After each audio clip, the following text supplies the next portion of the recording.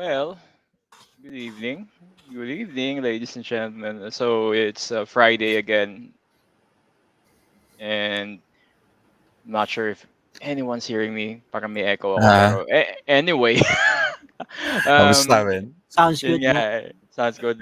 Medyo may ano yung Okay headset naman, ko, but okay naman. yeah, thanks for being here, guys. And also, it's another Friday, another episode of Classified, which na nagtataka din ng mga tao bakit panay classified na yung lumalabas, hindi na yung normal na ZHD. But yeah, because this topic is actually going to revolve with a lot about AI and also Metal Gear Solid 2. But before we dive into that, I'd just like to introduce the guests first, or at least the first half of the section of this interview. I do have again Keith Delleva from fuseboxx with me. Evening, Wala. sir. Blue na blue yung background mo. So, Yep. and also Talong Gaming and also T-Gang's own Ivanderzz. Musta, Kamusta pare? mga pre? Ayos naman tol. Excited ako. Maraming salamat sa pag-invite sa akin, man. Oh yeah, anytime, man. Alam mo naman ako, big fan. Big fan of your content and also sa inyo yung T-Gang. Salamat. It's become a regular basis na nanonood ako sa inyo. Ever since nakita ko yung Nice, yung nice. mga posts Salamat, sa inyo. pre. So, ayan. So, before we start muna, kamusta mga araw ninyo? Ang linggo ninyo, sir? Keith? I'm good. Actually, it's been a week na gumigising ako nakangiti. So there's that. parang may mga Yeah. magagandang nangyari, pre. Parang may mali,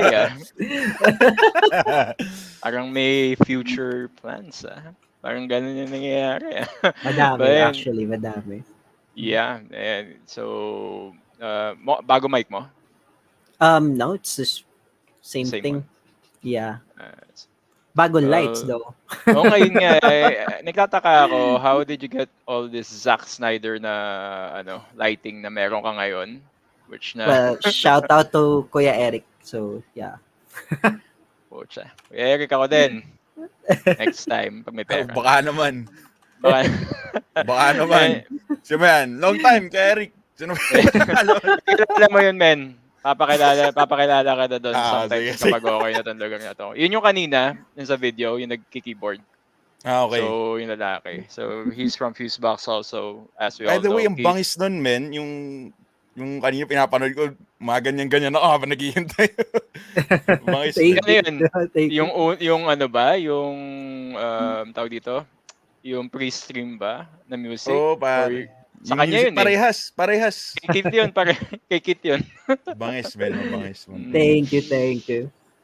Ikaw, Ivan, how's the week going on for you? After man, nung pre? ninyo, Army of Thieves na Yung Army of breakdown ninyo. Thieves. Masaya naman, tol. Hindi nga lang ako nakapag-stream. Ang nakakainis lang na bad trip ako kahapon kasi nag-a-axi ako, men.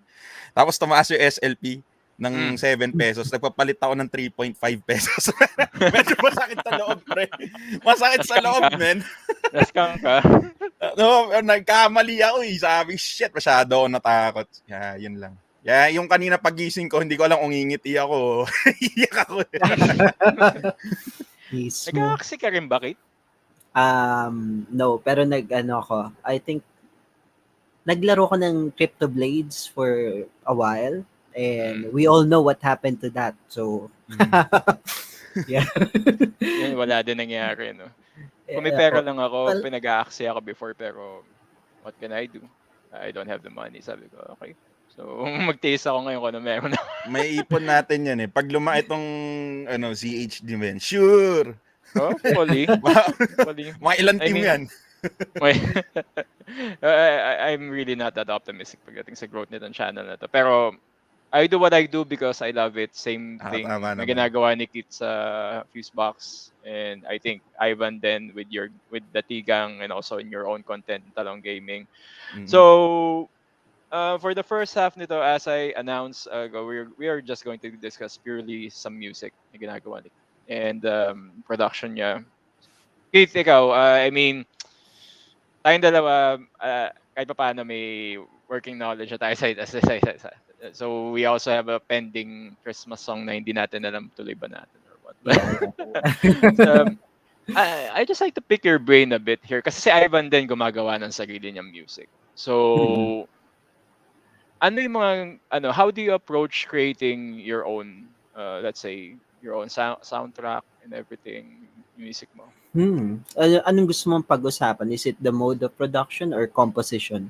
Siguro Dalawang bagay. composition na lang muna. Okay. Since So, we have only a set amount of time here because I don't want to yeah. have our other special guest waiting. Oh, Very exciting yan. explosive, very explosive tawag dito, explosive topic Oh, later. man. So, yeah, when it comes to composition, no, how do I start with that?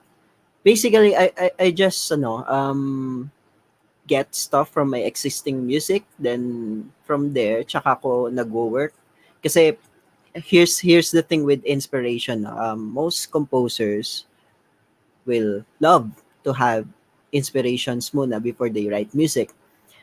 Somehow for me I overcame that idea, yung notion na yun. Well, thank you sa mentor ko na si Sir Chino, no. Kailangan kasing hindi naman kailangan, I mean, it's a good way for you to compose without having any inspiration. Kasi what if may trabaho ka, di ba? So you need to I think ang hirap gumamit ng words kasi live stream to, no? Oh no. It's like claiming stuff and well, this is a disclaimer. This is how composition works for me. Sometimes I have iba yung music na magagawa mo when you are Your inspired. preference.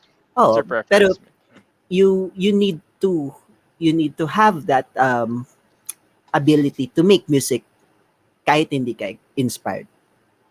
So, How do you do that? Yun. How do I do that?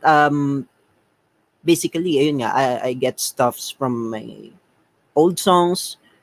Siguro yung mga nagawa na, then from there,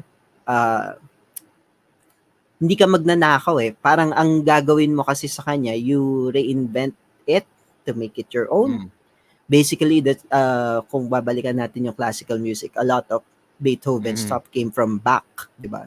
So, one way to stretch out yung ideas mo, kung kung hindi ka na-inspired, is yun, ganun technique. So, yun. Nice. So, you've been playing guitar for how long? I mean, ako alam ko, pero for the audience nga, na bago sa'yo. 15 years. So, Ilang taon ka na ngayon? 25. Oh, look. So, it's been 10 years. 10 years old ka pala. Mga ano na yan, men. Parang, kumbaga, kalyong-kalyo na yung daliri mo dyan. No, pero, Yeah, mismo. Pero yun nga yung sasabi na it's between you and Luis Galang. Talaga. When it comes to prodigy playing, when it comes to guitars, parang kayong dalawa usually pinag-uusapan locally. So, Ivan is also creating his music, though mga lo-fi stuff lang. And ikaw, Ivan, how do you create yours as well? Yung sa akin, ang tawag mo dyan, kasi medyo simula ako lang. So, nag-start out ako gumawa ng mga covers ng parang tinatry ko silang gawing R&B trap, ganun. Pero, yung mga original na beats ko, kung paano ko siya ginagawa, madalas yung feeling lang, kailangan meron akong may ambience kunwari umuulan, kasi since lo-fi yung ginagawa ko, kailangan nandun ako sa moment na parang feeling ko malungkot ako, or parang basta emotions yung chine-chase ko pagkadating dun sa paggawa ko ng music. So for example, yun nga, umuulan, tapos parang ramdam na ramdam ko yung lamig, parang mas madali lang sa akin makapag-isip ng beat. Pero kung kunwari parang normal na araw, ewan ko lang kung pares tayo, Keith, pero parang mas madalas yung wala sa akin hindi ako yung mabilis mag-isip din ng tawag dyan, ng melody or ng mga patterns sa music, kung parang wala ako dun sa feeling na yun So, lalo na yung sa'yo ba, Keith, nagsusulat ka ba ng mga lyrics ba? Nagsusulat ka din? Minsan. Ako hindi ko kaya yun, men. Kahit anong gawin ko Pero yun nga, pagdating lang dun sa beats, parang mas madalas kailangan feel ko kumbaga yung sarili ko. Ang pangit pakinggan, men, pero kailangan na-feel ko yung sarili ko, men, pag gagawa ko nun. I don't think there's anything wrong pagdating man sa ano yung nafe-feel mo yung sarili mo. I think Keith would also agree with that fully kasi you are creating your own music especially for your own, di ba? Mismo. So, actually kayong dalawa, naiingit ako sa inyo dahil kaya nyo magsulat. Ako musikero ako pero hindi ako marunong. Alam ni Keith to. Drummer ako, hindi ako marunong. Kaya mo yan. You're just not man. Shoot. releasing it. Yeah, I know I'm missing it. Ngayon nakita ko rin si Ivan na Ivan said dun sa mga stream nila na gumagawa siya ng EDM type na mga lo-fi beats. Okay. Maybe I could involve Ivan din dito sa susunod kasi may kasama rin ako musikero. So let's go ahead and talk a bit about music before we dive into the much more serious stuff. But ayan, Kit nga, ikaw, what are the challenges na ginagawa mo? What are the challenges that you experience going up into, sabihin natin, producing that sound or yung music na meron ka? Ito kasi siya challenges, no? Well, of course, you being a human being, affected ka on what's happening around you. So, lately, di ba, I have some stuffs happening. Alam mo yan? And hindi siya madali to be not to be affected kasi lalabas yun sa music mo and people will feel yung pain through your music, no? So I guess yun yung number one challenge is to separate your personal life with music. Pero how can you do that? Kasi music is too personal, di ba? Syempre, that you need to have you need to go at it parang professional na even though you are hurting inside, you still have this work ethics. You need to do this, you need to do that. So, pero at the same time, you're not losing yourself. Kasi once you do that, then you will have a mediocre music. Not mediocre siya, not to the audience but to yourself. Kasi iisipin mo, I did not give my all kasi I'm not feeling tama yung tama yung nararamdaman ni Ivan na he has to feel this way before he produce that kind of music. Kasi yun yung kailangan yun yung kailangan yun yung hinihingi. So ayun din, challenge siya pero pwede rin siyang pagkunan ng ideas and pwede yung uninspiring happenings sa'yo can turn into a product. So yun siya. Well, yeah. I think ganun din ako, pero it's more on hindi ko pa siya na-apply when it comes to music talaga. Since photographer din ako. So all of the sabihin natin bad emotions na meron ako, doon lumalabas sa ibang creative. For some reason, sa lahat ng mga creative outlet ko, lumalabas lahat ng sama ng loob. Except for this. Pagdating dito, I tend to become more composed kapag dating dito. Pero mas ganda yun no? Yung doon mo nilalabas lumalabas lalo yung creativity mo pagka ganun Kesa sa wala, parang hirap kimkimin. Kasi it's rin tawag dito. I'm not sure how you call it. Parang or your emotions is trying to cope up with the real world talaga. And you tend to perform far better given to the fact na you know what you're going into.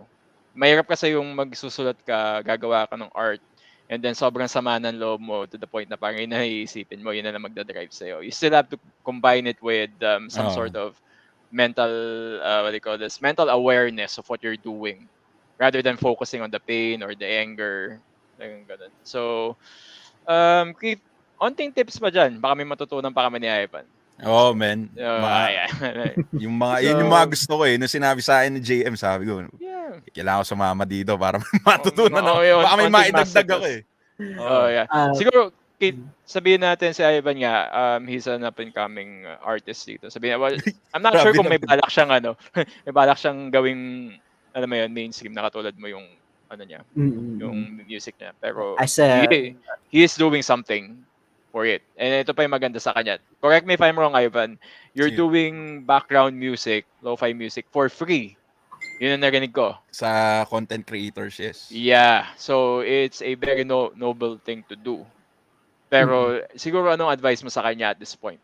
I mean, alam ko hindi mo pa naririnig yung music niya at this point. Pero maybe after this, bibigay ka ng konting tips siguro.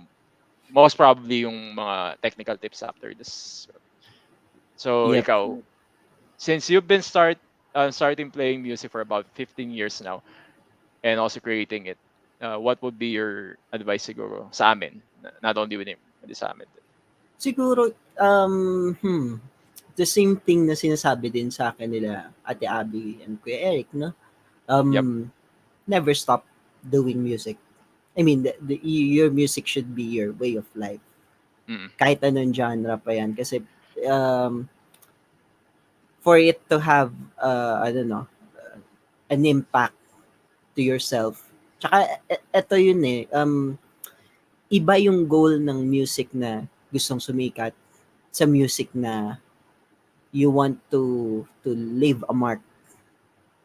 Magkaiba yun siguro kasi if you're making music to make money, ang daming factors na iniisip mo. Syempre, you have this third person view, fourth person view na manonood sa'yo and you have to consider them.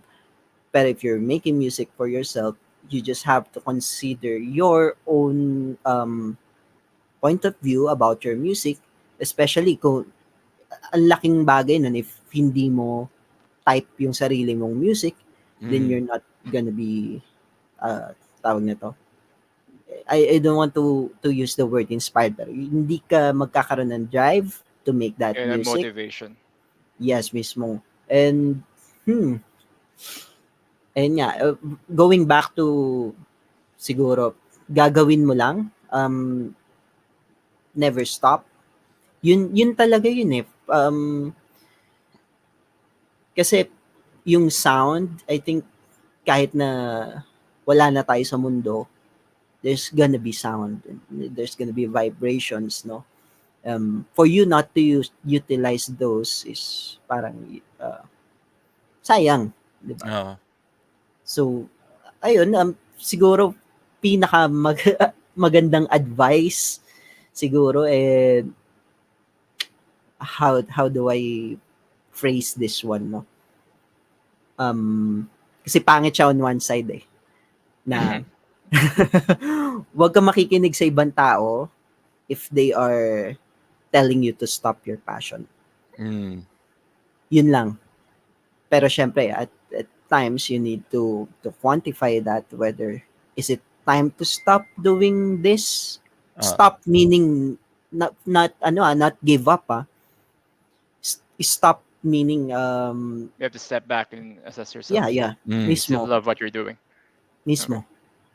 Okay. Yun siya kasi if you're just doing this music thing, then tapos kinakalimutan mo yung other responsibilities mo, then you are a responsible human being, diba? So you need to quantify that it's a way of life, pero hindi mo dapat kalimutan yung responsibilities pa. So parang ganon. Is it really an advice? No, kasi it works for me. It might not work for you. Yun siya. I think there's a general consensus when it comes to pagod ka na or anything na kailangan mo lumayo sa ginagawa mo. But hirap nun pag burnt out ka na . Oh yes. Ang hirap lumabas, hindi lalabas yung kung gusto mo kahit anumang actually kahit hindi lang sa music, kahit sa normal mong trabaho, kung burnt out ka na sa trabaho mo, parang ayaw mo na magtrabaho, di bali na yung pera . Parang kung hindi ka na masaya. Pero at Exactly. this time mahirap yung mahirap din yung mabu-burnout ka lalo na sa trabaho ngayon. Oh, yun lang, As a yun lang. music. Kailangan natin ng pera, men. Kaya doon sa Oo. yung, yung doon sa isang parte na na parang kung di mo gagawin sa pera, parang napapaisip ako doon. Pero kailangan ko rin ng pera. Parang Exactly. Ah, gano'n. yes, Oh, mismo. Kailangan parang mong balance. kailangan mo i-balance eh. Totoo kasi parang iniisip ko, parang masaya ako kung kunwari gumagawa ako ng beats. Masaya ako siguro kung walang maikinig. Okay lang to kasi ginawa ko siya para sa akin. Pero at the same time, naisip ko, shit, paano kung kumita ako dito? Parang ganun. So parang dumodoble, di ba? So parang ako, good, tama yun, kailangan mo i-balancein. Pero parang wala ding kwenta kung hindi ka na masaya doon sa ginagawa. Kaya agree ako doon. Mismo. Yeah, siguro ako yung just an example of this one. I think you know this na ginawa ko to last year. Sinimulan ko tong ginagawa to last year. And last year parang wala pa akong plano talaga. Parang gusto ko lang ganito, ganyan. Siyempre fan ako ni Joe Rogan. Let's do this, let's do that. And then when I reach episode, I think it's just episode 10, tinamad na ako. Parang you have some unrealistic expectations in yourself na pagdating ko na episode 10, dapat marami na nanonood. Yung ganito, ganyan, marami na ganyan. So to the point na ayoko na. And then nawala ako man mga 6 na buwan. 6 na buwan yung talagang hindi ko ginawa to. I didn't touch anything related. Kapag may mga nagme-message sa akin, I want to, can you have this guy interview mo or band na interview ko? Lagi sabi ko, no, I'm stepping out muna of this one. And then pagbalik ko ng February, bam, dire-diretso na. Kasi na-realize ko na, oy, may bago akong fina-follow na people. This is what I want to discuss, which is na pares na ginagawa niya sa T-Gang. I want to discuss movies, pero classic movies ako. Whatever is interest, maganda man o pangit. And also talk to other artists. If you guys are familiar what I do, this whole thing started with me reaching out to my friends, musicians and also artists, and talking about their craft.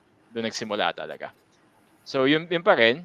Pero ngayon, parang nasa-shift na ng konti sa mainstream media yung ginagawa ko, or at least yung movies na gusto kong discuss. Kasi I'm having fun with those topics rather than just discussing music. So, minimix ko na lang siya. Yun nga lang, tinatanong din ako ng nanay ko minsan, ano ba balita dyan? Kikita ka pa ba? Sabi ko, Men, same. Let's see. Kasi ganito yun eh. Alam mo to, Ivan, kapag pinilit mo, talagang mawawalan ka ng gana eh kapag yun na nasa goal mo eh. Men. And si Keith, alam din niya yan eh. Dahil ilang taong ka din men na lumalabas-labas para tumugtog ng for exposure nung bata ka, di ba? Mismo. And yun pala, no, we had to siguro discuss that thing. Alam mo yun, that thing. Free stops. So, ginagawa ni Ivan, di ba? You are doing free beats, no? Yung kay Ivan kasi simula pa lang siya eh. Yeah, so it's for the love eh. Yeah. Siguro right now, since you already opened it up, let's get your professional opinion on something that you know na pinagdaanan mo din regarding that. Yeah, so minsan kasi that yung notion na you're doing that for publicity and exposure, but the actual thing is you are being exploited lang and you are being used. And matitake advantage ka kasi free yung ginagawa mo. So, again, babalik tayo dun sa, is it time to start charging? Not because you are, alimbawa, let's say, you are big now or you are charging for the effort. Hindi for living. Ganun. Kasi, people will take advantage of you if puro libre lang. There's nothing wrong with free, pero in my case, no, I need to choose kung sino yung bibigyan ko ng libre. Kasi pwede silang mamihasa.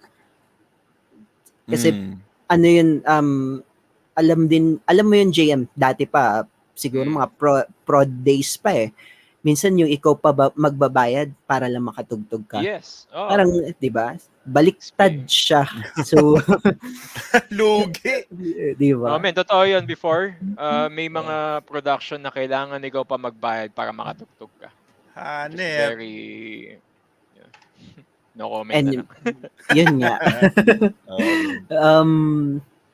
So ayun, no, those are the things na as producers, hindi na tayo nag-uusap as musicians kasi it's your choice as a musician if you want to play for free and for exposure and stuff. There's nothing wrong with that, but if you are going to produce music, make sure you are compensated well because people will take advantage.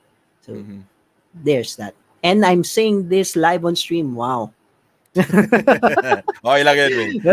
Kung yun naman talaga experience mo, tsaka di naman malabo, men. Magte-take advantage yung mga taong masama talaga yung intention. Hindi natin makakontrol yun. Kaya kailangan mo lang protektahan sarili mo, di ba? Yes, yes, mismo. No one knows that better than Kit, pre. Ako magsasabi sa'yo. No one knows parang that gusto ko better. marinig yung mga kwento na yan, men. Gusto mo, invite mo siya sa sa inyo. So, hindi, ako alam ko na yun eh. Alam ko na yung kwento ni Kit eh. Tagal na kami magkakilala. Almost 10 years na. So, siguro on the technical side, let's give it about 10 minutes pa usapan because I don't want to keep our special guest waiting. Excited din ako. Kate, ano yung mga ginagamit mo to create yung music mo? I mean, let's say software-wise at this point. Para may at least makakita din ni Ivan, ma-search din niya. Kung saan sa tingin mo magiging applicable din sa ginagawa niya.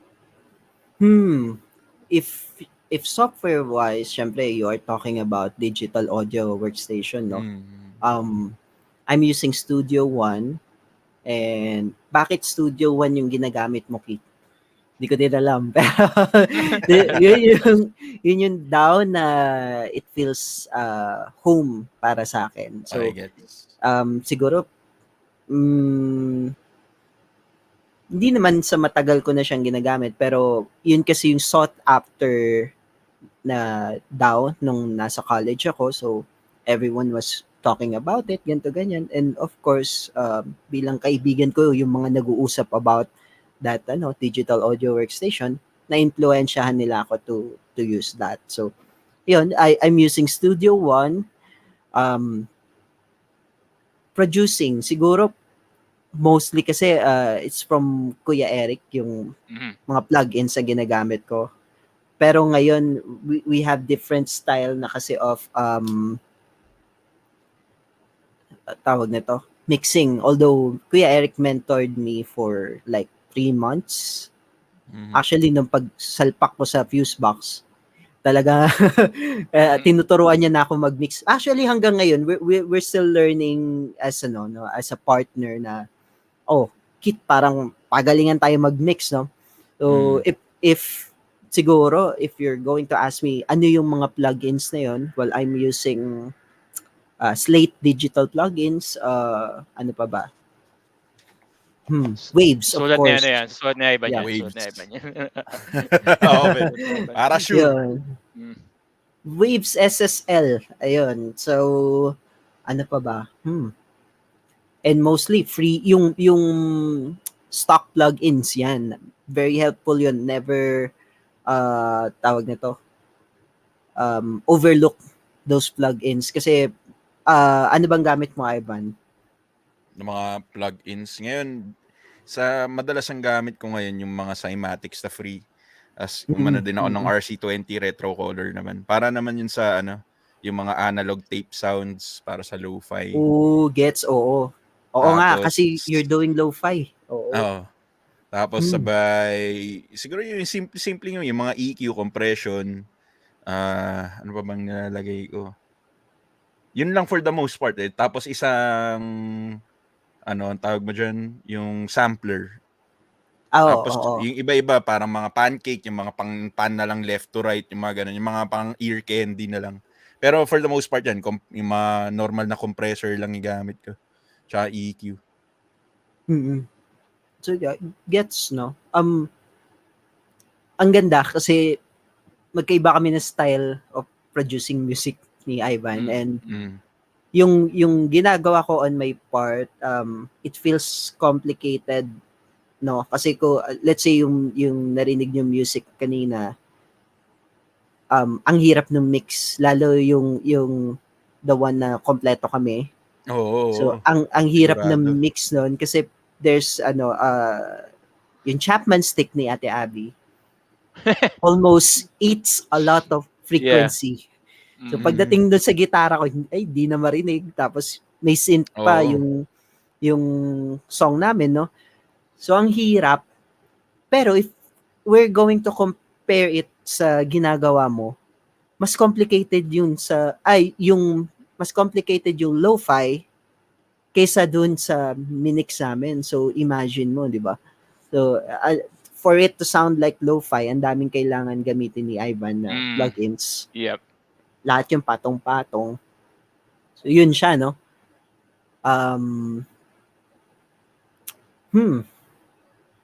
What was your question again? Ano yung mga sa tingin mo pwede niya magamit na ma-advise mo pagdating sa production niya? Or any other software na pwede niyang gamitin siguro? Well, I'm sure alam na ni Ivan yung softwares na tinitignan niya that is na ginagamit for lo-fi kasi yun nga magkaiba kami ng style of music. And the thing is, if I would suggest siguro yung take a look at Baby Audio's tape. Okay. It's an AI tape emulator. AI yun man AI. Artificial intelligence. Sakto yun. Oo. Well, we have an AI expert later, so yeah. Ayun na. The thing with with AI and mixing, para kang may katulong with the sound shaping itself. So if you use plugins sa may AI, it's a good thing. Yun nga lang, if you do not know what you're doing, it can you can rely too much dun sa plugins na may AI. So yun yung downside nun, which is also like in the real world AI scenario, diba? If you rely too much on those things, yung human element ng mix, yun yung para wala ng personality, no? yung mismo music. Kasi computerized yun, the way na iisipin ng computer is binary lang naman yan. So 0101, may posibilidad na maging kapareha mo yung mix nung isa. Oo. Kasi wala yung fingerprint mo dun. Oo, totoo. Kasi in-AI mo siya. Yun. Parang magandang tulong yung check out ko yung yun. Tape AI. Ang spelling niya TAIP. Tape. Silip natin yan. Para makapag-incorporate ako ng iba't ibang sounds. Pero actually yung isa sa mga nahihirapan na ako dyan, pare, kasi instruments eh. So hindi ako ganun kagaling sa instruments. So yung sa inyo kanina habang pinapanood ko yun. Ako sa akin baliktad tayo man. Feeling ko mas komplikado yung sa'yo, pre. Kasi ikaw kanina sabi ko, ang galing tumugtog ng mga to. Parang yung may mga elements ka doon na pwede kasing ilagay sa sa kahit anong genre of music eh. So parang kung marunong ka nung isang instrument na yun, ang dami mo nang pwedeng gawin. So parang naiingit ako kanina, sabi ko, ang galing tumugtog ng mga to. Kailangan pa mag-practice, pre. Isa lang masasabi ko dyan, swerte mo. Yun lang masasabi ko. Ako, dream band ko makasama sa fuseboxx. Sa amin, hindi ko totoo alam nila Ate Abby. Oo. Pero wala, hindi kaya. Hindi ako magiging fuseboxx kundi dahil sa iyo. Well, ayun. Yeah. It's si JM ang may kasalanan. No. Yeah. May kasalanan ni JM yan. That night, sabi niya sa akin, tumawag lang. Sabi niya, Keith, pwede ka ba? Kala ko nga kung diba? Yung kinukwento mo na dati, hindi natin kinukwento. Kasi totally bawal eh. Bawal eh. Ngayon, biglaan yun kasi. So sabi niya, Keith, pwede ka ba? Ganto ganyan, tambay lang tayo. Hinarap niya sa akin, yun nga, sila Kuya Eric. Pwede ka? So pumunta ako doon without knowing na pag uwi ko, may banda na ako. So, ansaya. Pero the next day, pre, nasa hospital ako. Hospital si JM. Wait. Tinatake ako ng gallstones. As in, emergency ako the next day. Awit ko na. Malas, sabi ko, ba to? Pero alam, mabuti na nangyari na kaysa nangyari ngayon. Yun yung masasabi ko. Dahil overdue na daw yun dapat tinanggal for the Ah. longest time. I've just been pushing it back. But yeah, I think we could have our separate music talk sometime soon na Oo. ano. Oo. And Ivan, friend ko yun si Keith, both ways. I could vouch for both you guys. So if you want to invite him sa ano ninyo, sa panel ninyo. Go. Go lang, go. Oh, man. And siguro what's gonna happen now is we are about to welcome one of the guests. But before we do that, I'm just going to play another song composed by Keith. And after that, we go straight ahead with the Metal Gear Solid 2. Probably this will just take about 3 minutes more. So guys, enjoy nyo muna yung isang kanta ni Keith and then the discussion, Let's the go. technical discussion will start.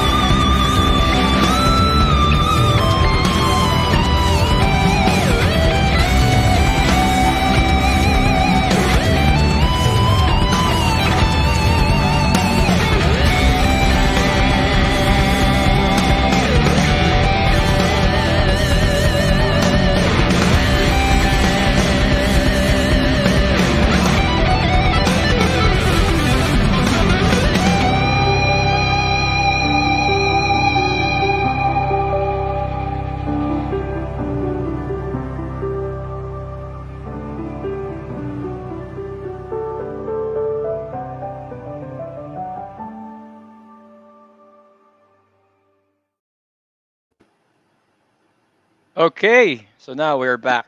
Grabe! Grabe yun! Yeah, awesome music from our good friend Keith here. So right now we are going to start the discussion that a lot of people would probably reflect into a few years being a fan of this game.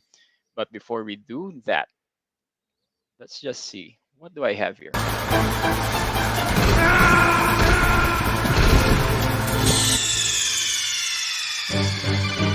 Snake, answer me! Snake! Snake! All jokes Nice. aside, thank Ah, you so much for being here. And we have another guest. Actually, he's a very special guest from the US. Logo Steve, how are you doing, sir? I'm doing quite well, thank you. Yeah, and thanks for being here, man. I know it's a bit of a very late notice, I mean, very if Max sudden. didn't, I don't even remember if Max tagged me in the Twitter response or if I just saw his tweet, but I figured I'd reach out. Yeah, uh, but at least you actually reached out, and yeah, I'm not sure if he tagged you. I don't think so. But yeah, um, Steve, could you also give us at least a brief intro of what you do in YouTube, or at least on your side? Sure. So, um, I mean, by trade, I'm a writer and a computer programmer, and I suppose a little bit of a video editor. But on YouTube, I'm a video essayist, and I mostly like to talk about things like artificial intelligence in media. And I guess I've had a big section of my YouTube career dedicated to the Metal Gear Solid series as well. I've got videos on stuff like Ghost in the Shell and The Matrix as well, although that's been taken down, and I still have to re-edit that one to get it back up because Warner Brothers absolutely hates anybody using their footage. Yes. Yeah, so much for copyright. Oh yeah. It's I mean it's really just another way for people who have power and money to prevent other people from being creative at this point. It wasn't like that way back then, right? Around 2010 when you actually broke the at least broke it in YouTube regarding the codec call on MGS2 before Oh they no, didn't have that thankfully, approach, right? the good news is Konami, shockingly, has easily been the nicest company that I've ever used footage from in Oh, any of really? my videos. They've left me completely alone. I've never had any I think I can't even remember if they take ad revenue from me. I haven't really cared about ad revenue until recently to even look at it or use it. But Mm, no, like, yeah, the problem with the YouTube copyright system is that it changes over time. So, my Matrix video, of course, when I originally uploaded it, it was completely fine. But eventually, the Warner Brothers just decided, no, that's okay. We're going to block it in every country. I didn't even Yeah. get an email when it happened because they don't, That if sucks. they don't issue you a strike and Uh, like do the formal way of telling you your video has been taken down, they can just control what countries it appears in. And the only reason I even found out that it was blocked in every country was because I checked like views on my videos, and they just went to 0 on the video at a certain point. I was like, why? And so I had to look into it to find out.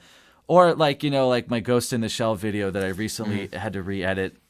It was taken down some time ago just because one of the copyright holders just thought, I just feel like manually taking this down now after it's been up for a few years.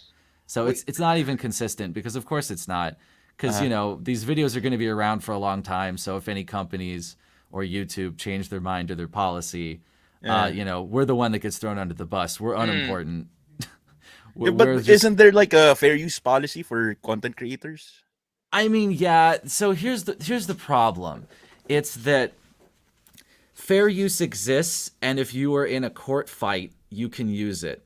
Okay. Fair use effectively doesn't exist on YouTube until you get to that court fight.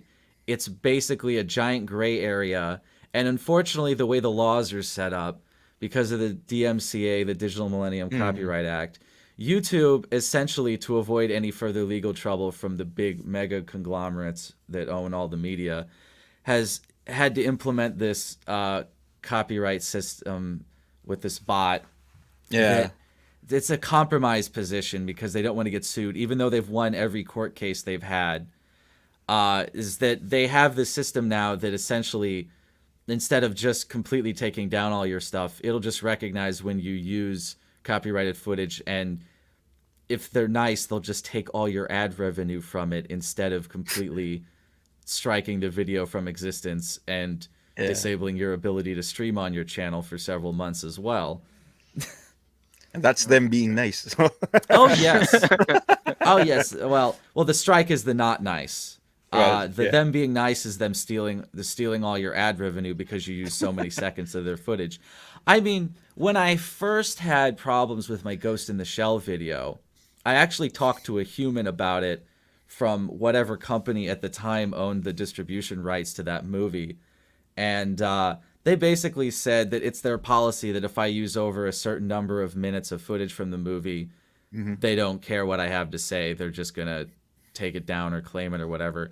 And looking back at the time, I probably used too much footage from the movie. So that one I'll give to them. But stuff like my Matrix video, I probably don't even use two minutes from the movie total in my I think I can't remember how long it is, but it's like half an hour in length or something, right? But the Warner Brothers has it in the YouTube system that they will claim anything with 10 seconds or more of their footage. I had to test this to get my Ghost in the Shell video through. All I can do is just re-edit the video, privately upload it to YouTube, and their bot system will be like, okay, here's the time codes that we have a problem with for these copyright holders. And I have to keep re-editing it until it falls under whatever those, because different companies will set different rules for what they want to claim. So I just had to keep re-editing a single clip from The Matrix until it was a little under 10 seconds and not continuous 10 seconds from the movie before it would pass the bot system. And that was in my Ghost in the Shell video when I just used a handful of Can't clips. you do an It's gonna appeal be for way that, worse. though? No, I'm I sorry, think what? there's no An appeal for appeal? this one. There's no appeal for those Yeah, kinds of things. even if you appeal something with that case, they wouldn't listen to you. Okay. My right, Well, you Steve? see, the thing is, yes, I always appeal everything, of course. Well, because it's very clearly fair use.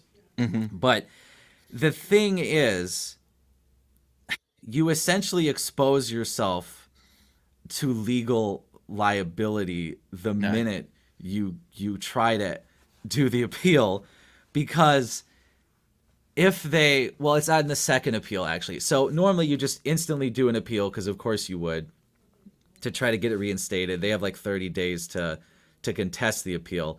If they contest the appeal and basically say, I don't believe your appeal is fair, you know, this is all still basically no human really looks at it except you and the copyright holder using YouTube system.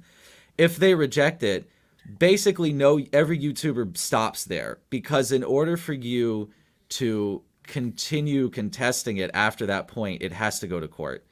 And of course, unless you have the money for a lawyer, this is an incredibly scary proposition, because just the fact that you have to spend the money for the lawyer and you could completely lose and have to pay whatever the court would demand for damages, they might make you pay. I believe they could make you pay your opponent's legal fees as well. Basically, no YouTuber in their sane mind, unless it's like the most obvious case that they know that they would lose so that they'll fold, we never make second appeals. We don't expose ourselves to that. Our best option is just to re-edit our videos and take out more of the footage until the copyright bot doesn't recognize it, or the copyright holder on the other side satisfied enough. But normally no humans actually do any of this. It's just you, the person who made the video, filing the appeal. And then eventually maybe a human on the other company's side will either, you know, reject your appeal or let it pass and the video stays up. But it's just a whole mess. It's at least it's not as bad as Japan. They have essentially no fair use laws, as far as I'm aware. But At this point, right? They no longer have it at this point. yeah, and you know that's where Nintendo gets their attitude about hating game mods from, is because they've been so successful at shaping the laws in Japan. I believe they even made it illegal to rent video games in Japan because they have so much power over there, and it's just that they don't have the same legal attitudes that we do in the States over here about things like fair use. So I mean it's a total mess, but like the reality is that the companies like YouTube, it's just a private company making values for its shareholders. The advertisers are the real customers to them.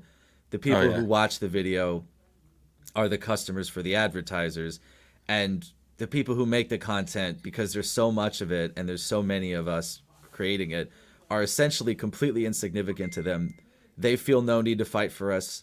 They're essentially under no obligation to take any position to help us. They're just doing what they can to avoid legal liability because of the way the DMCA works. They basically have to grant any first claim that someone says, hey, someone's using my copyrighted material, take it down. They basically have to go along with that until it escalates to a point where lawyers get involved. That's why they have this completely terrible system that really damages creativity on the whole. Yeah. I think you're muted, JM. Boomerism. Sorry. Steve, where do you usually upload your videos nowadays? Since YouTube's being much of a bitch, as they say. That's the thing. It is still YouTube. I just haven't uploaded videos in a while, and this stuff has definitely contributed to me feeling more disillusioned about it to some degree. But like, again, the lucky thing is you can still work within the system. You can still whittle away at the copyrighted footage to get your stuff out there. Like most of the YouTubers I know, like they gut all their footage that could trigger copyright because that's the best choice. Because the reality is there are no other like reasonable alternatives to YouTube. YouTube's too big. Yeah. And it has too big of an audience, and you're just completely missing out if you don't put your stuff on YouTube because of that. You don't really have much of a choice unless you're okay with having a tiny audience somewhere else. Yeah, there are other alternatives, but none as big as YouTube. So right. You have Gab and everything else, but most of them also have channels in YouTube that they use. Right. Okay, so all right, let's go ahead and with the discussion though. Before we do that, Steve, you did mention, or at least I'm also aware that you've played and also covered almost all of the Metal Gear Solid franchise, as far as I know. When did you realize this topic regarding AI before? Was it even way before you created your reaction video or your dissection video? Or is it also around 2010 when you made it? I mean, it's certainly hard for me to point to anything tangible that I did or thought before that moment when I made that video. I always knew that conversation was really special, but particularly even when I was in my like high school English class when we were going over 1984, I had already played Metal Gear Solid 2. George Orwell's. Yeah, George Orwell's 1984. And so like I was just instantly my brain making these connections to Metal Gear Solid 2 because of that codec conversation. I was like, haven't I seen this before, but slightly more updated for today to involve topics like the internet and AI? I wasn't really maybe super conscious of the intellectual discussion that could be had at the time, but I could see that connection in my mind. I just wasn't older and mature enough to really think about it or explore it or talk about it at the time. So then, a few years go by, I'm in college, and I guess, you just have that epiphany moment where you're like, I know what I want to do. I want to make a YouTube video about this because I think this is like just super interesting and totally worth talking about. And, you just quickly check if anyone else has really done something like what you're thinking, and you don't see anyone has, so you do it. Yeah, back then I think you're you're probably the first person to actually express your thoughts regarding this topic back then, because let's just face it, around 2010 or even way older than that, we weren't really that conscious regarding AIs back Oh then. yeah, definitely. Nobody knew back then. I mean, I certainly didn't. I mean, when I first played this shit, I was like, okay, it's some AI talking. I don't know what he's talking about. I'm just gonna go on with the game. But now it's just mind blowing that what they said about what 20 years ago or Yeah, That's it's right. now relevant, It's man. 20 years ago as of oh god, 2 it's months about next ago. week. No, I think Oh, it's just next week. okay.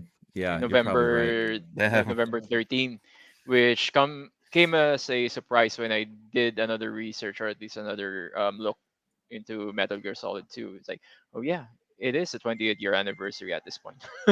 So yeah, happy 20 years MGS2. Yeah. Probably play it around the weekend as well. But before we proceed, just like to also greet everyone who's in here. We reach around 10 people watching. Brightest day. Thank you so much for being here. I'm not sure, man, if Nice. you're still here. He's also from the US and also one of my friends online. He's also a gamer as well. Migo, friend, Ivan's friend, and What's also up, part of T-Gang. Thank you so much for aling being Migo? here. Also, he did mention that the most profound moment in gaming history, mine, Arthas. So, and also mentioned that um, another comes in mind is the entirety of MGS4. Uh, is there anything you could say about this, Steve? Being a profound Uh, moment? I Because have yet I to. honestly I haven't played it. I might eventually make a video on Metal Gear Solid 4 to go with my other themes Mm. videos. Mhm. Um, I would personally disagree. I think Metal Gear Solid 4 is in many ways a greatest hits compilation of previous Metal Gear Solid games in terms of themes, for the most part. It has its own identity, but I don't think it's particularly noteworthy by itself, except as a reflection on the series, which is what I think is the most interesting thing about it. Yep. You know what I remember about MGS4 is that scene where where Snake is humping the ground. Man, Oh. it just erased that in my mind, man, because that was one Uh, of the most inappropriate scenes I've seen in Oh yeah, I think MGS history. that's a gameplay element. It's Yeah, like you're trying to slow crawl. Is yeah, that what you're yeah, talking yeah, that's about? right. Yeah. That was a yeah. meme. I've seen that. Oh yeah. Yeah. Yeah, man. Kojima's narrative and the underlying themes are real. Yeah, definitely. Entirely prophetic. So, here's what we're going to do. I just like to consult you, Steve, before we go through this, because what I'm Mhm. planning is to go through a frame by frame. If you're familiar with Mahler, because he usually does it in EFAP, at least the frame by frame and also a commentary on the codec. Do you think we will be tag copyright on this one or not? No, no, no. Konami's very generous. They haven't, like I Ooh. said, they haven't copyrighted any of my Metal Gear Solid footage whatsoever. At least not in any malicious way at all. Mhm. So Yeah, I'd say go ahead. You'll probably fine. I just like to consult you because I did try to play a few parts of Max's breakdown of this last week, because last week I also have a stream, or it is a live discussion of the movie They Live, if you're familiar with that Ah, one. yeah, So I'm aware of that movie. that also covers a bit of censorship as well, and also government overreach. So when we were talking about total government control or whatever, this came in mind, the AI codec call. So let's go ahead and go through this, gents. Keith, if you like to contribute on this one, also I know you're a bit intellectual as well, so if you'd like to say something about it, let's go ahead. But I'm going to give Steve most of the time because he could probably relate to this much more than we do, especially in the social political climate that's happening in the US right now. So, Well, I'm definitely more interested to hear other people's perspective too. oh yeah, definitely. I'll throw something in as well. And also, chat, if you have any ideas, just throw ahead in the chat and probably mention it while we're doing this one. Okay, let's go. Raiden, are you receiving? We're still here. How's that possible? The AI was destroyed. Only GW. Who are you? To begin with, we're not what you'd call human. Over the past 200 years, a kind of consciousness formed layer by layer in the crucible of the White House. It's not unlike the way life started in the oceans 4 billion years ago. The White House was our primordial soup, a base of evolution. We are formless. We are the very discipline and morality that Americans invoke so often. How can anyone hope to eliminate us? As long as this nation exists, so will we. Okay, just like to post it right there. There's a lot already we could talk about that part, Steve. But what do you think is Colonel implying on this one? We're saying that they've been around for a long time already. Because if Right. he's This is actually relating to AI hasn't been done, let's say around 100 years ago, but he's implying that they've been around here for a longer time than that. so this is definitely like the most vague or like least precise part of the conversation to really Yeah. dissect. But so there's a few things going on.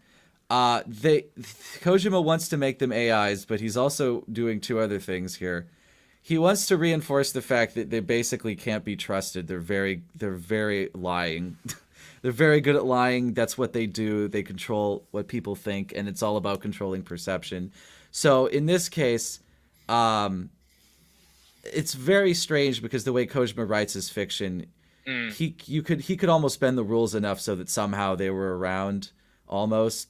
I mean, we see him show functioning AI in the 70s in another game, but it's mostly just there's three competing things going on here. He needs to establish the AIs as being powerful, basically synonymous with the Patriots, which is this like Illuminati-like organization in the games.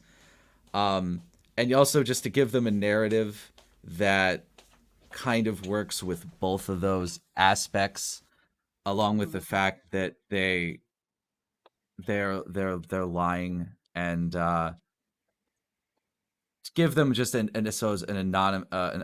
ominous character. The evolution, is I don't know how much he might have been inspired by things like the Ghost in the Shell conversation, but there's at least some acknowledgement that AIs, he wants to have a parallel with life, that they would evolve as well, with the primordial soup analogy that they give out too. Yeah. Okay. That was probably one of the most puzzling parts of this codec call, because I was wondering if Kojima's actually referring to AI being here before humans were, something like that. But yeah, how about you guys? Ivan, do you have anything to I say think in about the it? game's story, the AI's been around since the 1970s, if I'm not Yeah. mistaken. So I think that's what he's alluding to. So I'm not sure if there's a uh, there's a real contrast between the real world or not. But if I were to take it as it is, I think he's just talking about the AIs were the AIs were created since the Patriots were created. So I think the primordial soup thing just threw me off a bit when I actually heard it back again. Because if you're going to include primordial soup, that at least in my brain, it kind of refers that they've been here before, even before humans were. okay. Well, I think it's more Right. that they said like a primordial soup. Yeah. That's just making a comparison and that's why the White House is mentioned, is that they're Yeah. associated with government power, essentially, they're essentially like a parable about government power and censorship, obviously. So that's where that comes from. All right. Shall we? Let's go more. Let's go. Cut the crap! If you're immortal, why would you take away individual freedoms and censor the net? Jack, don't be silly. Don't you know that our plans have your interests, not ours, in mind? What? Jack, listen carefully, like a good boy. The mapping of the human genome was completed early this century. As a result, the evolutionary log of the human race lay open to us. We started with genetic engineering, and in the end, we succeeded in digitizing life itself. But there are things not covered by genetic information. What do you mean? Human memories, ideas, culture, history. Genes don't contain any record of human history. Is it something that should not be passed on? Should that information be left at the mercy of nature? We've always kept records of our lives, through words, pictures, symbols, from tablets to books. But not all the information was inherited by later generations. A small percentage of the whole was selected and processed, then passed on. Not unlike genes, really. That's what history is, Jack. But in the current digitized world, trivial information is accumulating every second, preserved in all its triteness, never fading, always accessible. Rumors about petty issues, misinterpretation, slander. All this junk data preserved in an unfiltered state, growing at an alarming rate. It will only slow down social progress, reduce the rate of evolution. Right. You seem to think that our plan is one of censorship. Are you telling me it's not? You're being silly. What we propose to do is not to control content, but to create context. Create context. The digital society furthers human flaws and selectively rewards development of convenient half-truths. Just look at the strange juxtapositions of morality around you. Billions spent on new weapons in order to humanely murder other humans. Rights of criminals are given more respect than the privacy of their victims. Although there are people suffering in poverty, huge donations are made to protect endangered species. Everyone grows up being told the same thing. Okay. I should have cut it off a little bit earlier, but yeah, Steve. Um, there's a lot to unpack on this one, man. Oh yeah, especially the last parts. Damn. Yeah, even the first parts that forgot what he said there, but they did mention something about let's go back again. Sorry. Yeah, it's like So yeah, the first thing Raiden says is, if you're immortal, why would you why usually take away freedoms and censor Yeah, the exactly. net, essentially? which gives us some real direction to this conversation, as opposed to before it was kind of muddy. So that's due to the fact that earlier in the game, of course, Raiden had a conversation with another character who helped design one of the Patriot systems, and they had a big conversation about how you can't really know things unless you have first-hand knowledge, and that's kind of to support this whole postmodern idea Kojima is really putting out there throughout the game, that like you don't really understand reality, which also has a lot of influence from Buddhism, that it's all anything outside of yourself basically you cannot know. It should be, you should treat it as an illusion. Very Buddhist postmodern take on reality that he's clearly very strongly invested in this game. And so the Patriots essentially give the pro-censorship argument here, because before this, Raiden, that was his big criticism of him, hearing that the Patriots want to basically shape information on the internet and what people actually believe. So he's like, oh, well, it's a big censorship program then. And so now he gets to actually ask them, and they're written to be incredibly persuasive here. They first start with an analogy of genes, which honestly betrays the fact that Kojima is way more obsessed with genes than he probably is about actual information theory, or now we talk about memes. As memes are a literal meme. Now, I can't say the word meme without you thinking of internet memes that are like image macros or stuff, but the word is purely academic, like genes at the time. He didn't use the word meme here, but we all know that he was talking about that now in retrospect. So he uses the analogy of genes to have the Patriots essentially start by questioning, should we actually guide the future of humanity by controlling information? Let's look at genes. If you look at genes, the process in evolution is that there's actually natural selection to help the ones get picked. And they're like, this is like really slow and imprecise and not very efficient. So we're just taking it another step further and just selecting for you, because as they will get into a little later in the next bit of the conversation, they can think much faster than we can. Obviously, they're essentially representing computers and artificial intelligence. But of course, the deciding factor of how you pick is really the big issue here.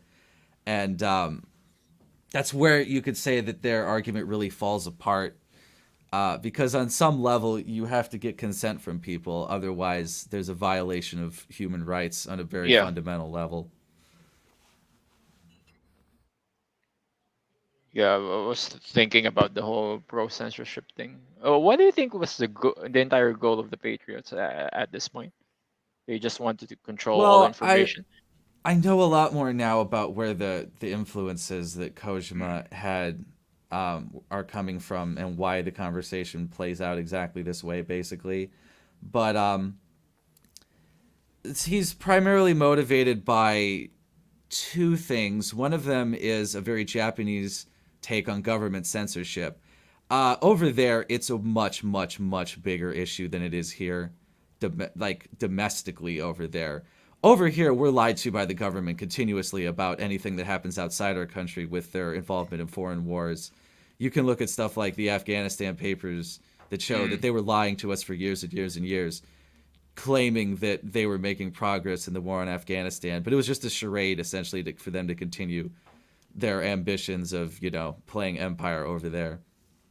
But the Japanese perspective is much more personal. They have to worry about the government lying to them about things domestically. I mean, you can look at things like the whole the nuclear disaster that happened. I forget how many years ago now, Fukushima. You could see stuff like that plays out, that they're downplaying things like the danger of that just to keep people remaining calm and keep things running smoothly. Like that's the real contention that Kojima would have with Japanese censorship. And again, the strong influence from Buddhism, this idea that if you want to worry about even like the future, you should look at yourself and self-improvement and not look at the world around you. Because it's literally like a tenet of Buddhism that basically the world is an illusion. So this is like the natural end point is to have your character confronted with this seemingly all-knowing AI that wants to deny you any kind of rights or freedoms because it thinks you're insignificant. They're going to claim later that you don't have the qualifications to exercise free will. Yeah. Which, clearly goes too far.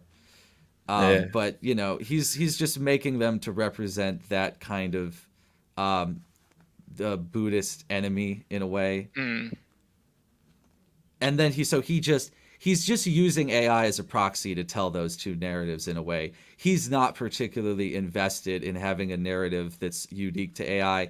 Like, they could have literally been aliens. Like, none of the story would really change that much. Like, which is disappointing.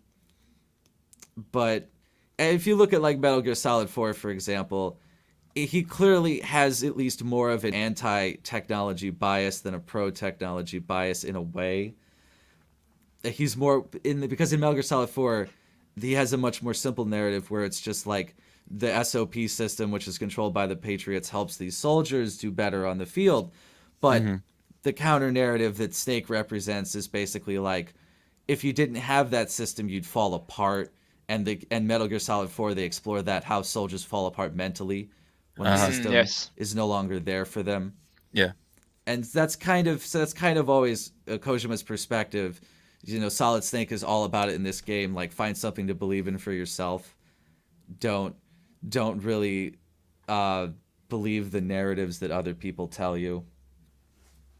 Yeah. Okay, so we just read some comments here. Igor just said that he's loving every second of this. I have to thank Steve for that one. Very insightful stuff Steve is giving us right now. Thanks. And we have another friend from down west. For real life form, like Metal Gear Solid. Steve, do you think this is the case? I don't think Campbell was the AI. I mean, they use Campbell's likeness. Am I right? Oh, yeah. Right. Yeah. So do I think Campbell what was the wasn't really- case? No, I mean, if Campbell was really the AI. No, he wasn't the AI. Only his likeness. Right, so I get into this a little bit, but not about Campbell in my themes of Metal Gear Solid 2 video, that like Kojima is so committed to the theme of that Snake says there's no such thing as the idea of absolute reality. Most of what they call reality is fiction. He's so committed to that theme that he doesn't want there to be concrete answers to many questions in the game. Yes. And it seems you could say that about the Colonel. Like, there's no way to know, and it's by design in the story that we don't know how much of Colonel might even be the real Colonel or not. It's not addressed in even any future games. It seems pretty obvious it's an AI here, Yeah. You could say the same thing about Rose, but we literally have to accept that Rose is a real person, not just because she shows up at the end of this game, but she's in another game later in the Mm. series, Yeah. and she's clearly a real person, and there's no reason to indicate otherwise. So it's really just Kojima playing fourth level mind games on us, kind of, to reinforce this idea of that reality is this kind of fog to us. It's an illusion. Don't trust it. Don't mostly just don't build your own identity on things that are outside of yourself, really. Yeah. Uh, I'd like to reserve some of my questions later, so let's go ahead and try to play some more of this. Other humans. Rights of criminals are given more respect than the privacy of their victims. Although there are people suffering in poverty, huge donations are made to protect endangered species. Everyone grows up being told the same thing. Be nice to other people. But beat out the competition. You're special. Believe in yourself and you will succeed. But it's obvious from the start that only a few can succeed. You exercise your right to freedom, and this is the result. All rhetoric to avoid conflict and protect each other from hurt. The untested truths, spun by different interests, continue to churn and accumulate in the sandbox of political correctness and value systems. Okay, so this is a whole topic by itself, I think. And as far as controlling the media is concerned, because he is saying that they need to control everything because people can't do shit. Am I right, Steve? Yeah. And unfortunately, that's a pretty compelling argument to some degree. Yeah. For Yeah, I sure. was gonna say at this point, the AI is. I'm kind of convinced about what the AI is trying to say right now. So Yeah. Ho- Yeah. How? Yeah, sorry. Keith, how about you? I haven't heard you speaking about this. I Well, mean, you haven't really played the game, but it doesn't take yeah. I only every played the player. Metal Gear Solid 5, the Phantom Pain. So Mm. um this is all new to me. I was shocked you sent me this video. So yeah, yeah, the that part that the AI convinces you that you are making so many mistakes that we should be able to control you. Yeah, so that those words hit the right spot now. The only Mm. thing I can comment on is how the whole thing was scored in music. How thing was I'm decided, yeah, yeah. how they No. decided to do it. Yeah, yeah, yeah. So Steve was saying that this has Buddhism um it's part Influences. yeah, influences. So Mhm. I think most of the time, no, mostly the music was also influenced by Buddhism. I can hear Indian stuff in there, and of course, how they made it so much. I will trying to relate the scoring of the whole thing to the actual The mood, storyline. Yes, yeah. so a lot of dissonances that almost sound like vibration, and the constant rumbling of the bass makes you feel adds to the emotional value of the words, and of course those rumbling drums and stuff. Sorry, I'm talking about music, not about the AI. that that's Oh that's no, my you're thing. fine. So, yeah, that interests me a lot because how did they of course the story is uh phenomenal, but how did they thought of the scoring was superb. So you of course it was cliched that you use some of the dissonances to create those tensions, but it was cliched that it was played nicely, you know. Heard you. It was composed well. Those words hit the right spot now. So yeah, I can hear myself. Sorry. Yeah, sorry. I was looking at something because I think the something went wrong and everyone got voted out from watching. Not exactly sure what happened because we have around 10 viewers a while ago, and now it's signaling me that we only have MGS2 for some reason. Not sure why. But anyway, okay. I don't really like having an AI deciding for me what to do. Of I'm not course. sure about you, Steve. Well, What are your it could be what are anything. your It doesn't matter if updated? it's an AI or not. Yeah. It's all about the idea of transparency Uh huh. and having control over your own life here. That's really where the AI, the AI's arguments would be great if it were for that part. Yeah.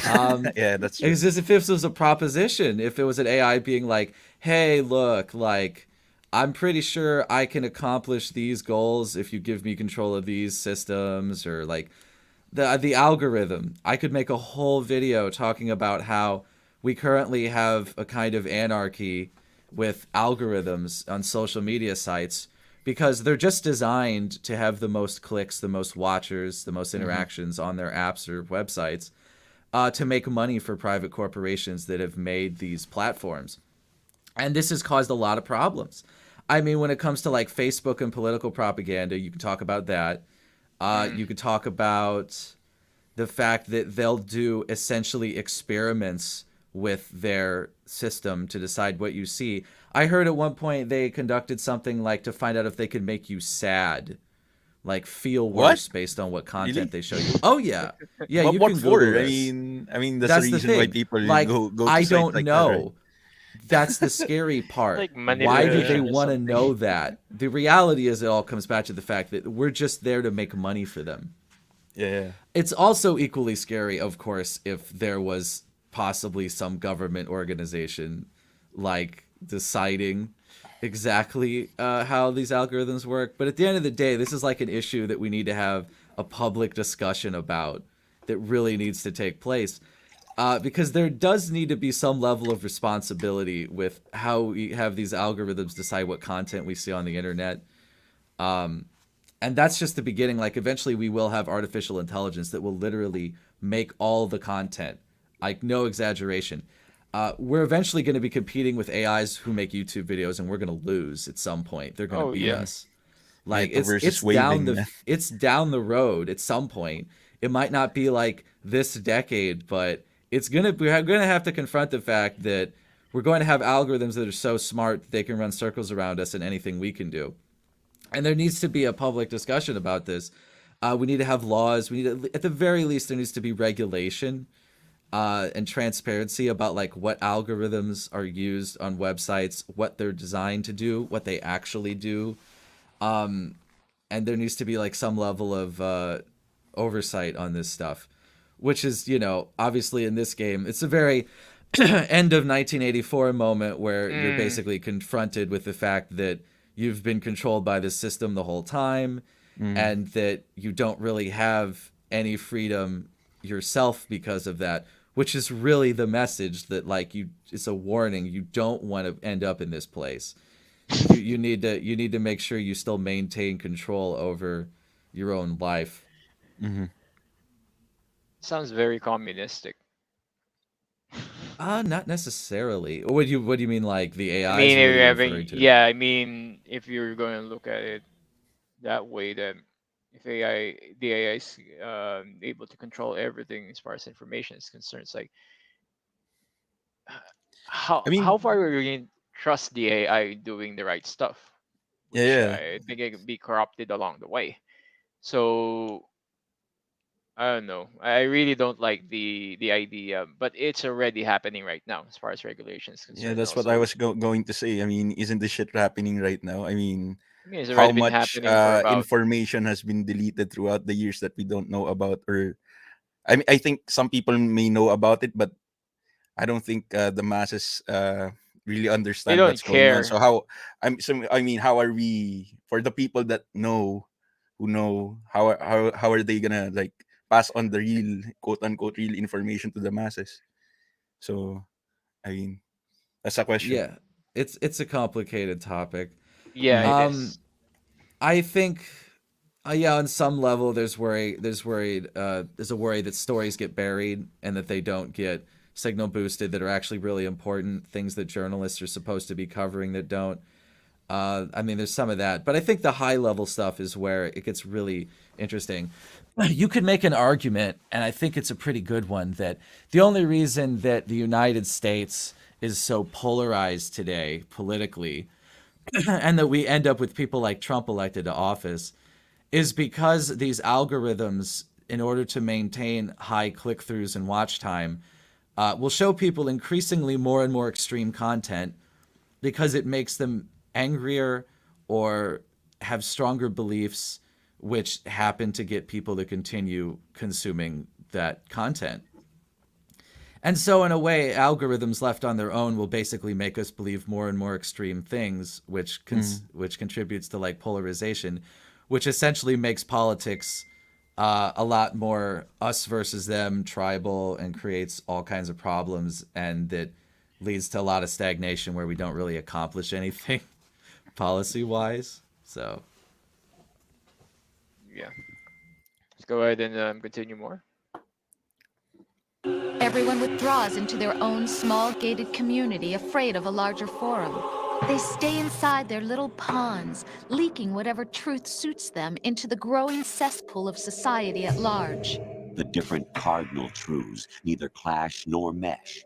No one is invalidated, but nobody is right. Not even natural selection can take place here. The world is being engulfed in truth. And this is the way the world ends. Not with a bang, but a whimper. We're trying to stop that from happening. It's our responsibility as rulers.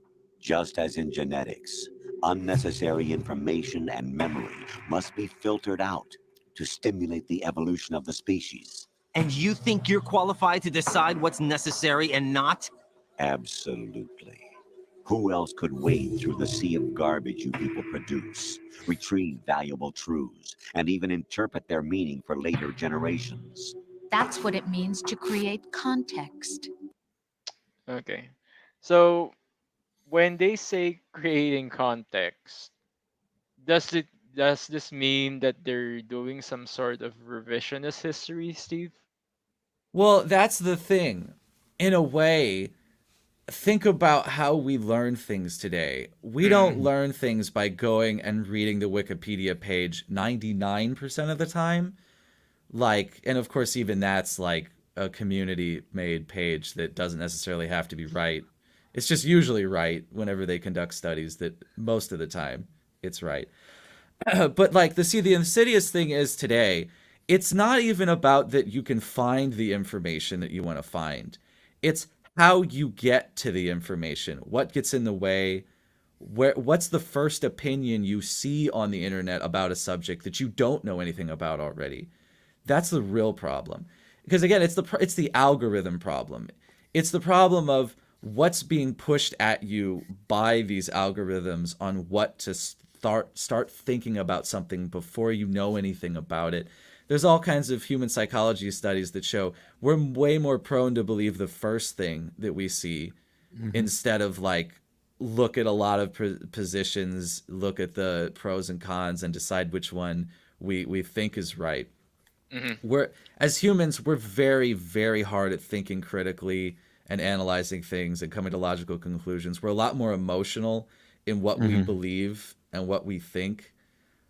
So it's very easy for us to fall prey to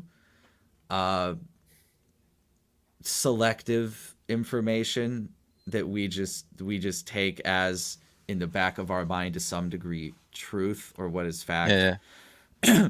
So, I mean, all you need to do is just control the algorithm that shows you the feed on whatever social media sites or even news sites on the high level. But yeah, you could go down from there and you could talk about the mid-level stuff, like what editors decide to, what kind of stories editors at publications, newspapers, or websites decide to talk about, or even how the algorithm influences what YouTubers talk about. I mean, you could go all the way down. But I think it's the more important thing is to talk about all the steps in between you and the real information that gets in the way.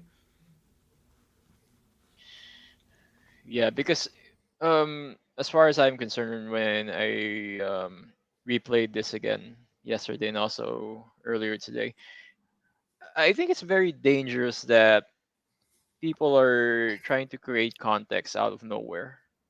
It's like you're just pushing some sort of propaganda to people rather than letting them decide for themselves.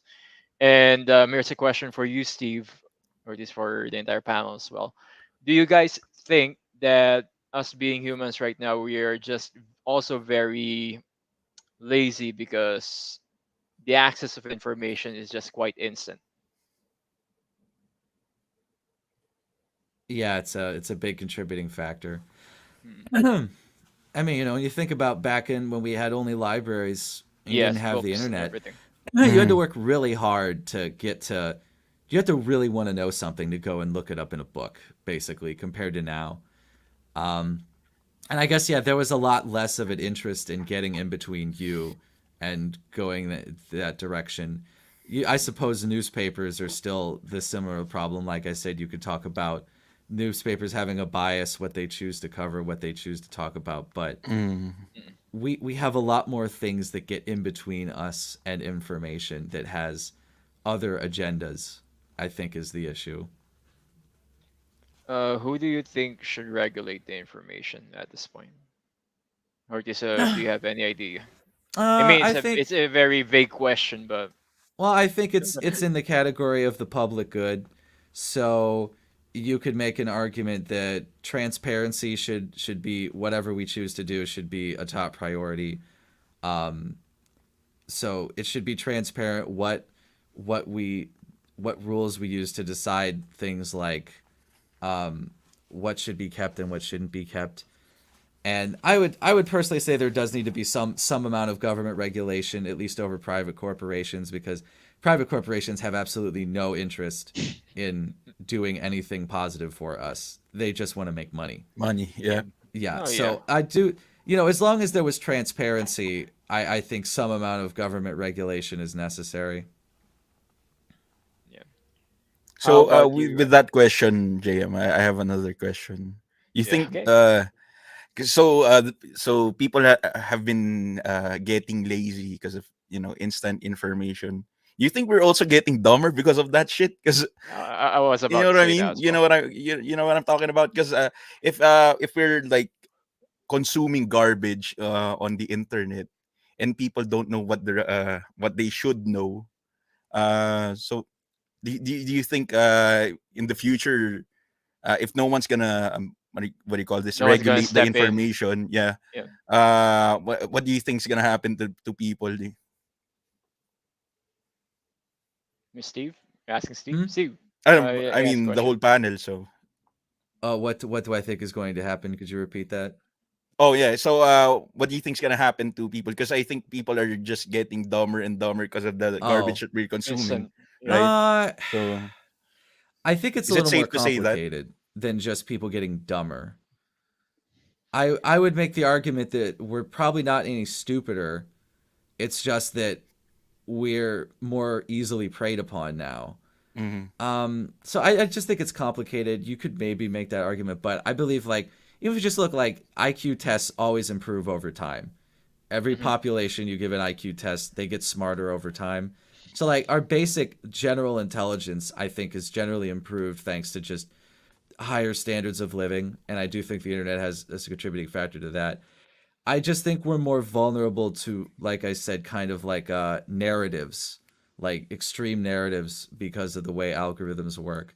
Hmm. Um, I guess you could, like in a roundabout way, make that argument.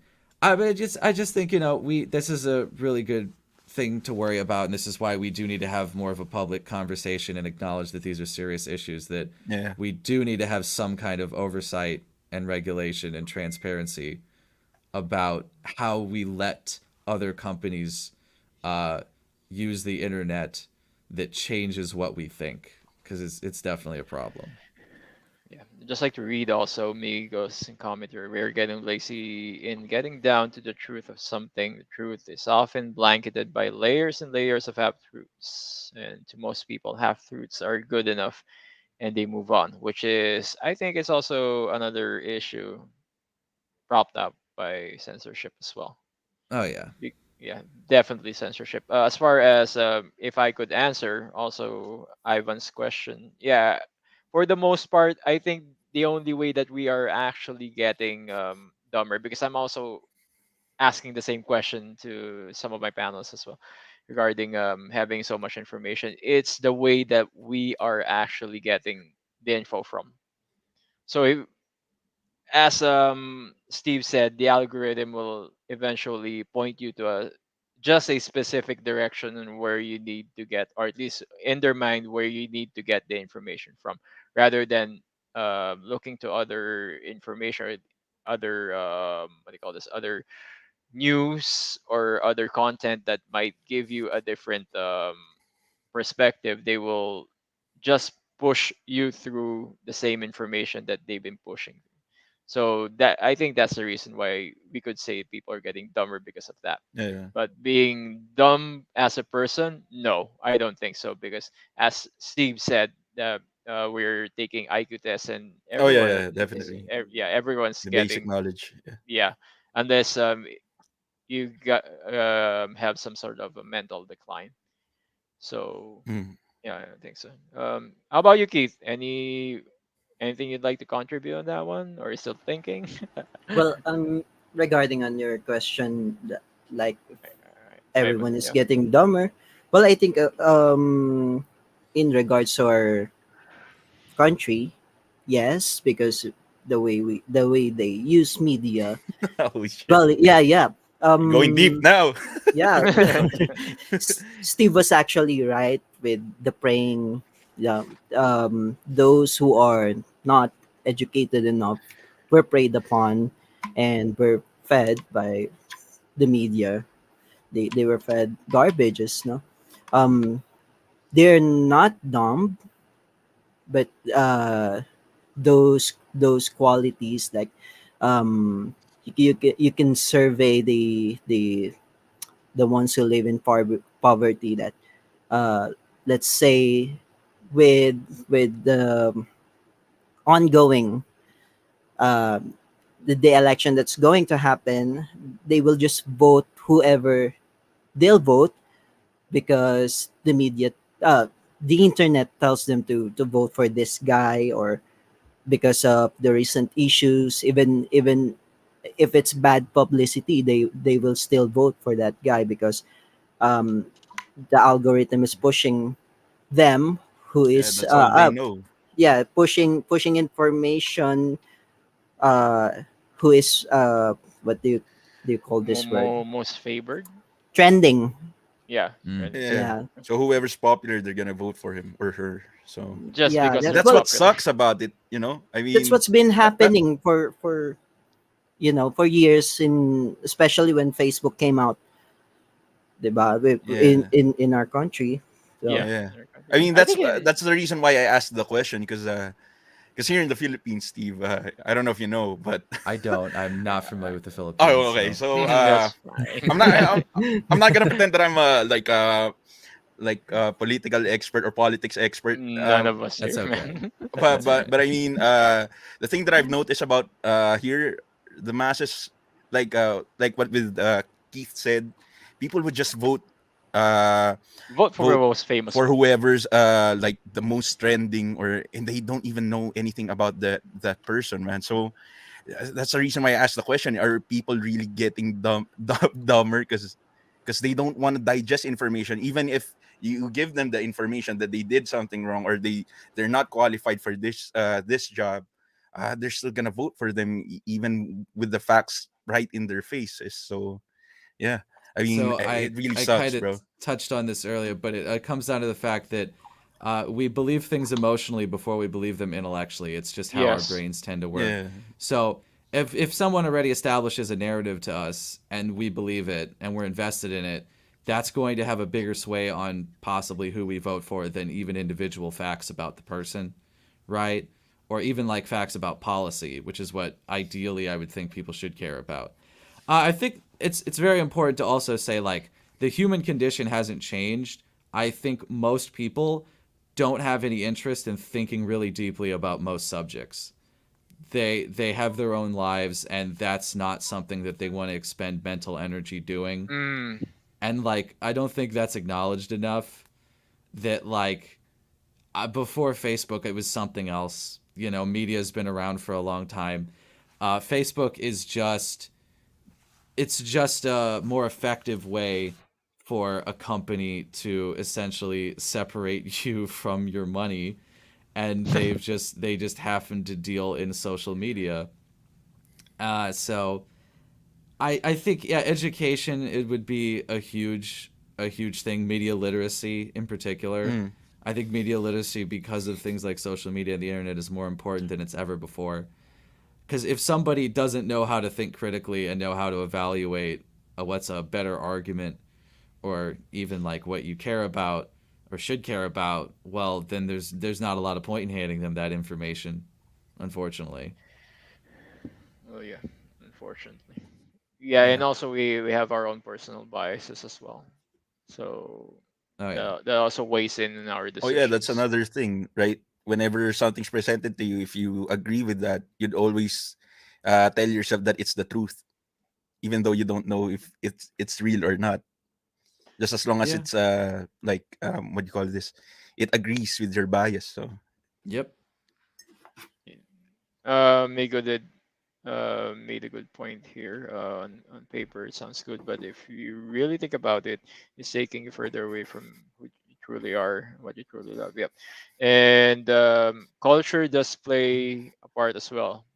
It's part of our culture to be me icon. and I can be And of some sort. yeah, I think it's Ah, yeah, that's also helps being famous if you're running for an election. So Steve, what happens here in our country for the most part is people just vote for the most famous person, as Ivan said. Sometimes it could be a millionaire or a let's say an actor or an actress. yeah. I mean, even Pacquiao's in the Senate, man. I mean, I've got nothing Manny against. Pacquiao is the second. I've got Yeah, nothing against Manny Pacquiao. He's a good guy. He's been doing good with the masses, but he's not really qualified for the job. But he got voted in because he's famous and he's the yeah. like quote unquote world's greatest boxer right Well, now. So even the Uh, convicted ones, they're back oh in yeah, that's Senate. true.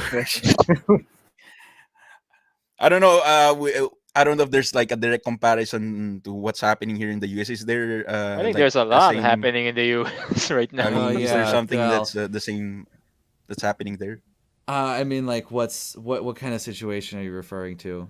I mean, like people being blinded by the fact that, or people being blinded with trash information that they don't know who to vote the for the Senate or the government.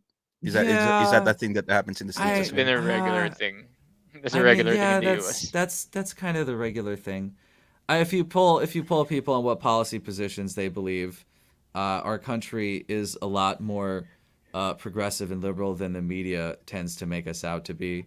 Mm, That's been there. That's like a constant thing. There's no like person or issue I could point to super lately, mhm. except like the latest thing is that there was two Democrats that are holding up like a giant bill that would be super beneficial to people, that includes things like uh, free public college, so like first 2 years, and childcare, a whole bunch of stuff that because essentially they're paid to not like these ideas. Mhm. So I can't think of like any particular.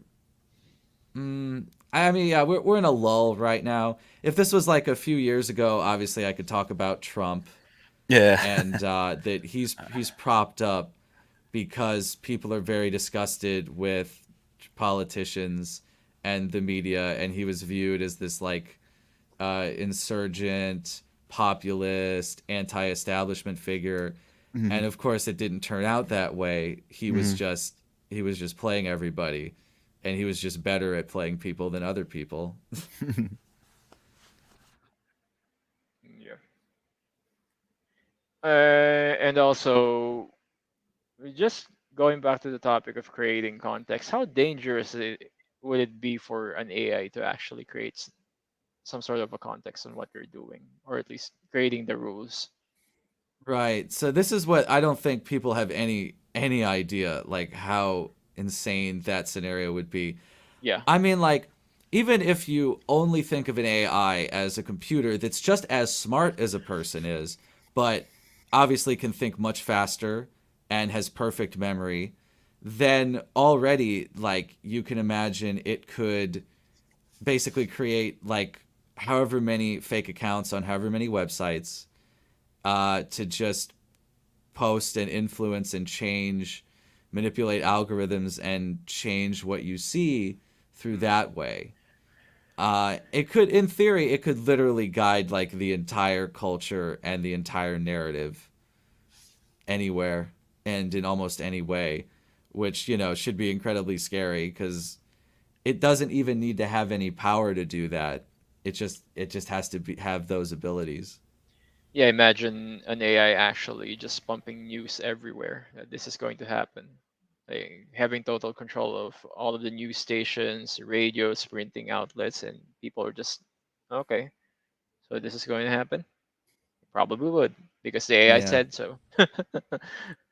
Yeah. Before we proceed, also Migo said one more point here earlier. Not sure if Steve would actually agree, but another prophetic narrative and commentary from Kojima's Death Stranding. Do you think this actually would be the case, Steve, or was it just by plain I've never played circumstances? this game. So I think it's important to talk about Death Stranding has slightly different but very Japanese influences. Hmm. So we're in this media period called the Age of Impossibility that I forget what Japanese sociologist has called it. That some of the big themes include identity and connections with other people, which Death Stranding plays a lot more on the connections than the identity, which is what Metal Gear Solid plays a bit more with. So Kojima's basically really going ham with that in Death Stranding, at least in terms of the main theme of connecting with other people being important, because they have a problem with that in this very disillusioned age that they've found themselves in. In particular, they had their economic problems before us, and they've had other social and cultural problems that have led them to be in this very depressing state of mind, which is how you get works like Neon Genesis Evangelion. So, Yeah, good I point. mean, in that way, I think Death Stranding could have been stronger. Death Stranding had a bit too much on its mind, to Very, really very ambitious commit. game, right? It was a very Yeah, ambitious game. I mean, like, I think what makes it more profound, in my opinion, is the gameplay focus with the whole turning that Dark Souls gameplay mechanic of seeing other Mm, evidence of other players doing what you're doing. They flipped it and made it a positive thing where you're connecting with other players by seeing stuff that they left behind for you to use, Mhm. and the like system is only a positive. You can only leave positive likes.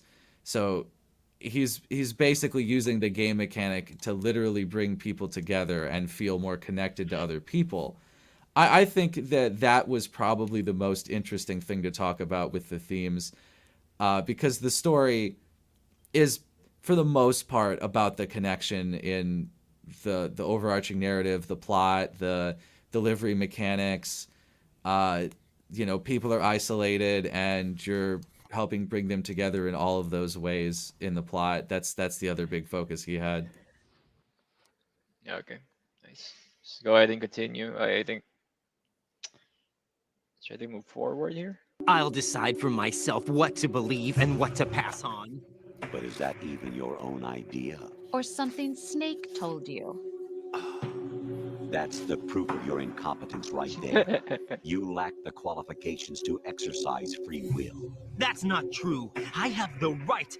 Does something like a self exist inside of you? That which you call self serves as nothing more than a mask to cover your own being.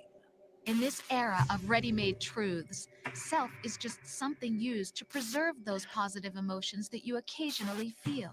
Another possibility is that self is a concept you conveniently borrowed under the logic that would endow you with some sense of strength. That's crap. Is it? Would you prefer that someone else tell you? All right then. Explain it to him. Jack, you're simply the best, and you got there all by yourself. Oh, what happened?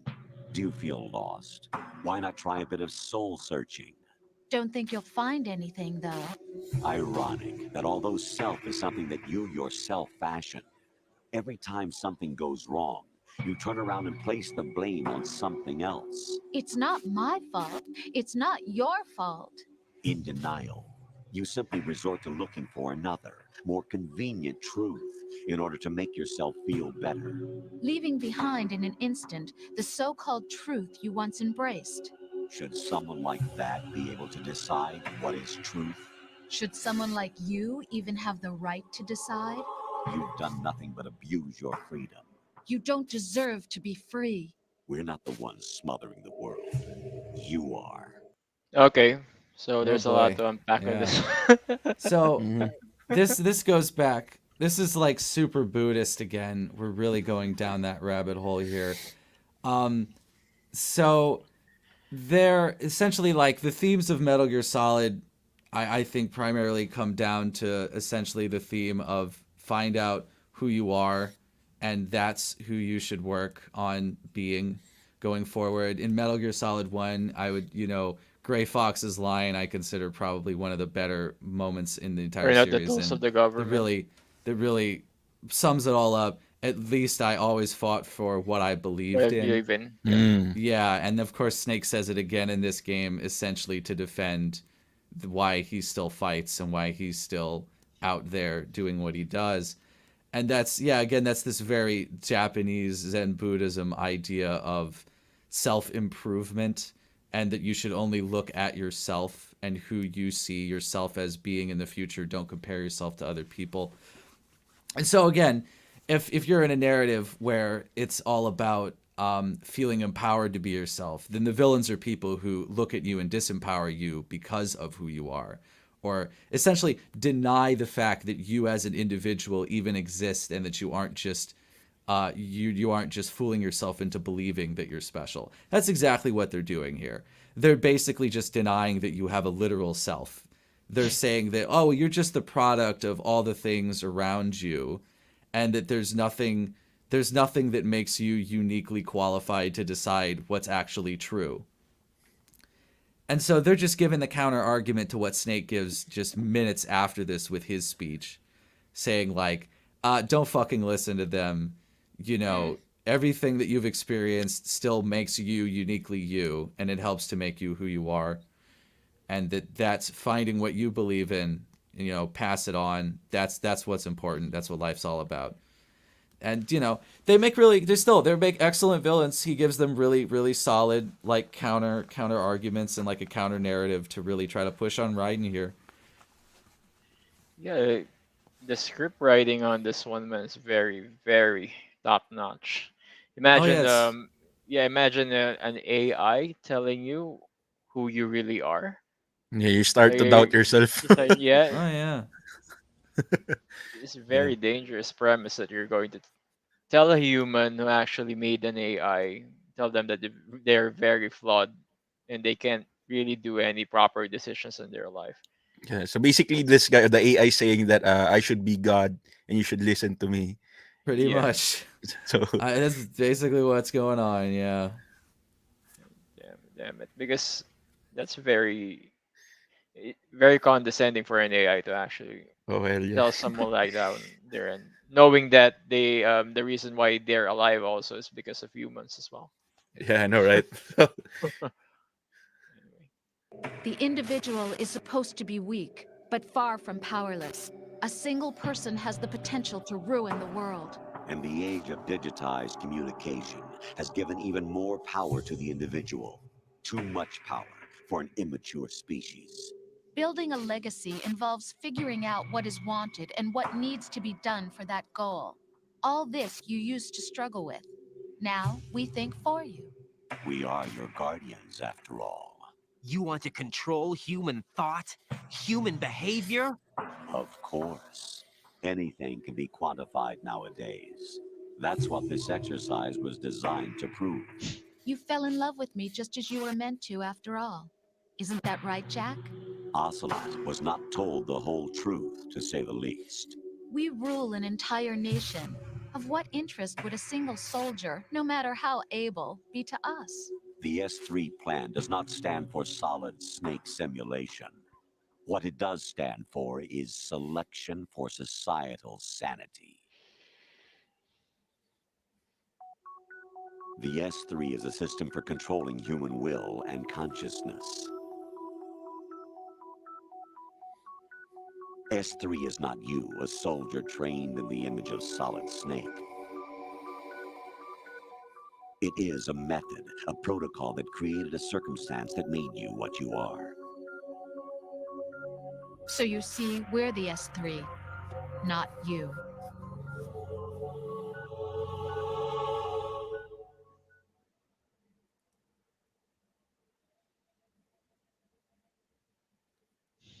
What you experienced was the final test of its effectiveness. That's crazy. You heard what President Johnson said. The Arsenal's GW system is the key to their supremacy. The objective of this exercise was to establish such a method. We used Shadow Moses as a paradigm for the exercise. I wonder if you would have preferred a fantasy setting. We chose that backdrop because of its extreme circumstances. It was an optimal test for S3's crisis management capacity. If the model could trigger, control, and solve this, it would be ready for any contingency. And now, we have our proof.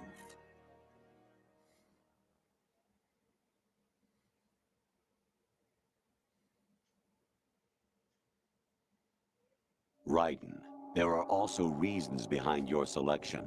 Solidus raised plenty of other child soldiers. Do you know why we chose you over them?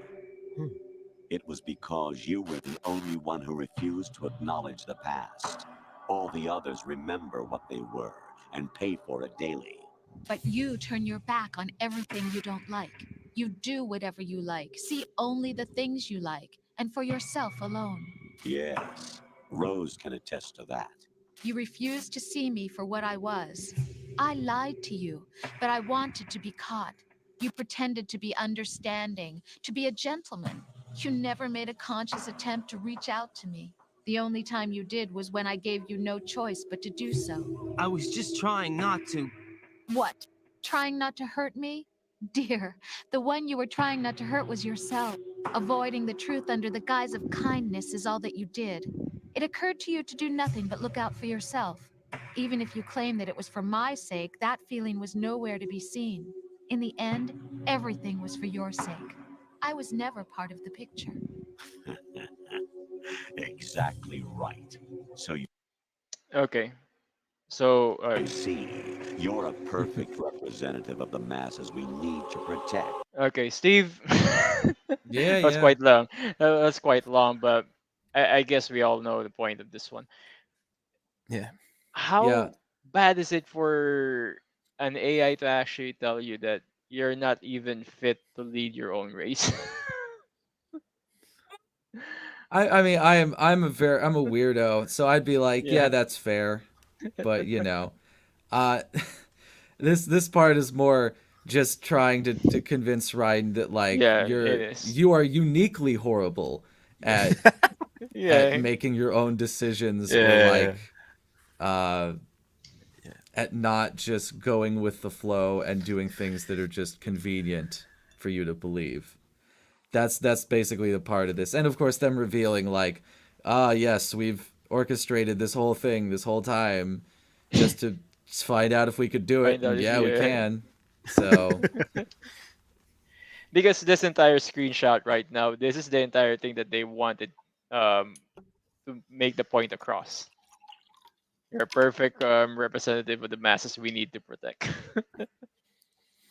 This is really funny because knowing that, let's say in a Metal Gear context, you used Raiden, or at least a player used Raiden to the best of his abilities, and let's say we're not looking at this in a social political point of view, we're just looking at this in the game, and then you'll be slapped with this kind of nonsense.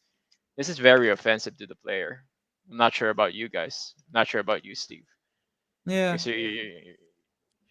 I I mean, so this is where I could start talking about how this is probably one of the greatest games in terms of narrative design ever made, particularly a linear game. So BioShock is way, way less good and elegant compared to this game at criticizing the player for essentially doing whatever objectives the player is given. Same thing with like Spec Ops: The Line isn't nearly like yes. this brilliant when it comes to this.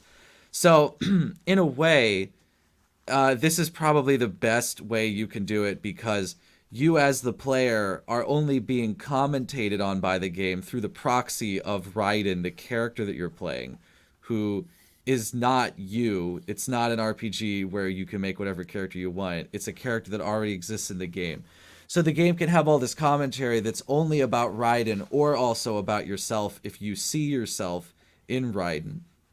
But yeah, the AI is just criticizing Raiden for basically just going along with everything without like really asking questions and without really being suspicious.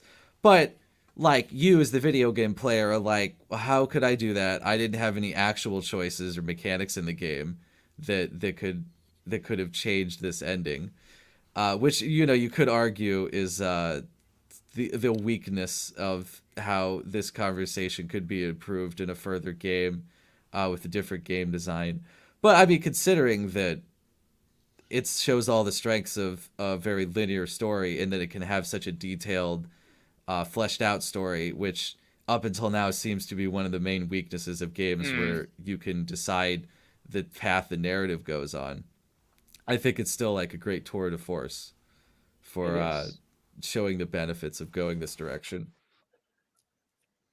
And also, I should probably bring up all the criticisms that the Colonel made of Raiden, Max in particular, Max Darrett, made a video talking about how you could use the same logic to apply to the narrative about social justice warriors, but it could apply to anything. It could apply to anybody making any criticism of anyone on the internet who just likes to believe things they already believe. Yeah, like the pro-choice and also pro-life thing that Max brought up. Yeah, it's really just a commentary on how we humans have this bias that we are attracted to things we already believe, and we don't really want to challenge it. We want to keep believing what we already believe. Okay, so Mego has a question here. The line of Grey Fox fighting was the only thing I was good at, but at least I always fought for what I believe in. Would that be selfish for real life, or am I missing some context? What do you think about that line, Steve? I mean, yeah, that's kind of the point. So again, it's like I could go in a whole thing. So the thing is, in many ways, Japan and America philosophically are opposites on the question of the individual versus the group. Like Japan is a very collectivist country, and we're like the opposite in that way. We're a very individualist country.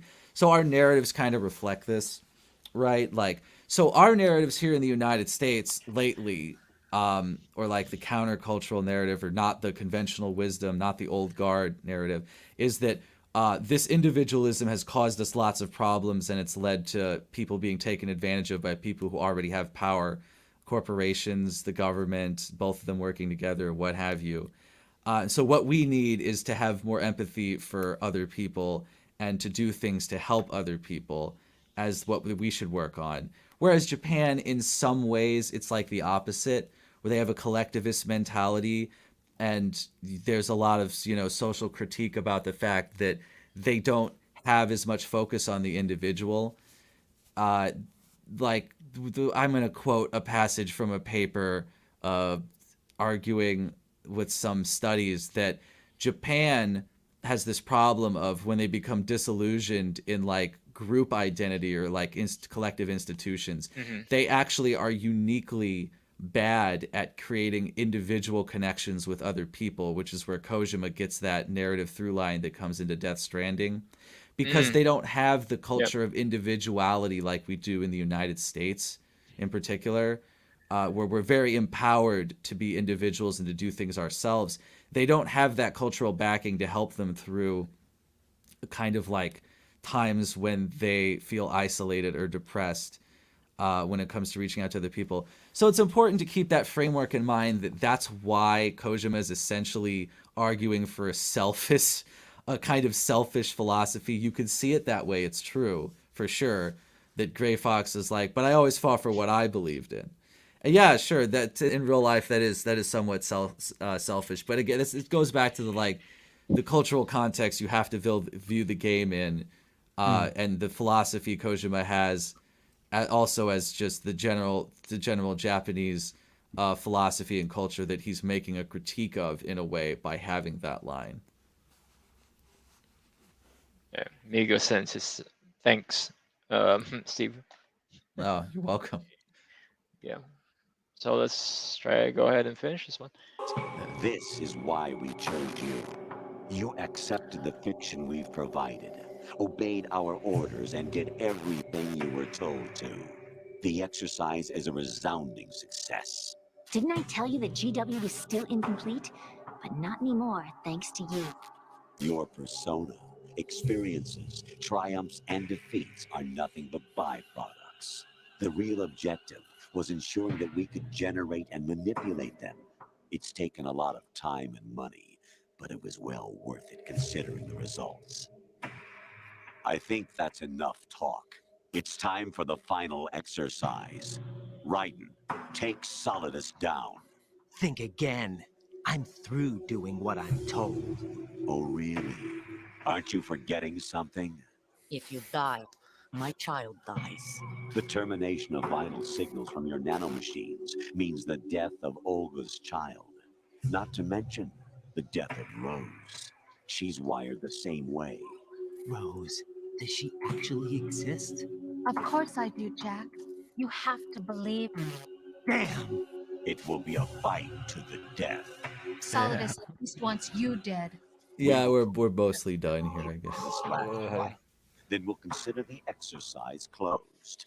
So, Jack the Ripper, will it be Solidus, the Patriot's creation, or you, Solidus's creation? Our beloved monsters, enjoy yourselves. Oh, okay. So I Yeah. think that's the entirety. Okay, so it's Max video. It's up next. But anyway, so I think that completes the entirety of at least the Yeah. video. at So this he's point. presented with the lose-lose situation. Is that what it is? Yeah. Oh, he was presented by the AI with the lose-lose situation, kind of situation. Oh no, well, I mean, it depends. He basically has no choice but to continue with what they want. So in that way, he loses. But obviously, he wins the fight, and he at least prevents the worst outcome. Mhm. So yeah, it's really noteworthy that it's a whole meme that when she says the word "believe me" in the words on the screen, "lie" is Lie. capitalized inside the word Yes. "believe," which is genius. Yeah. It's such a great meme. But And- at the very end, they're still throwing in that you still don't know what's real when he questions if Rose actually exists still, and they throw that narrative about, oh yeah, Rose will die too, which, I mean, it's certainly still ambiguous, even given the game that takes place after this game in the timeline, whether that was true or not, because of course Kojima at least didn't want to ruin everything in this game. Mm. Just Yeah, and it's also very what they call this defiant of the AI actually still telling you what to do even in the end. It's like Raiden already resisted them and they're still giving orders to Raiden because they know them. They still have a trump card over there. yeah, Olga's child, I think it's Sunny, yep, died. that's right. And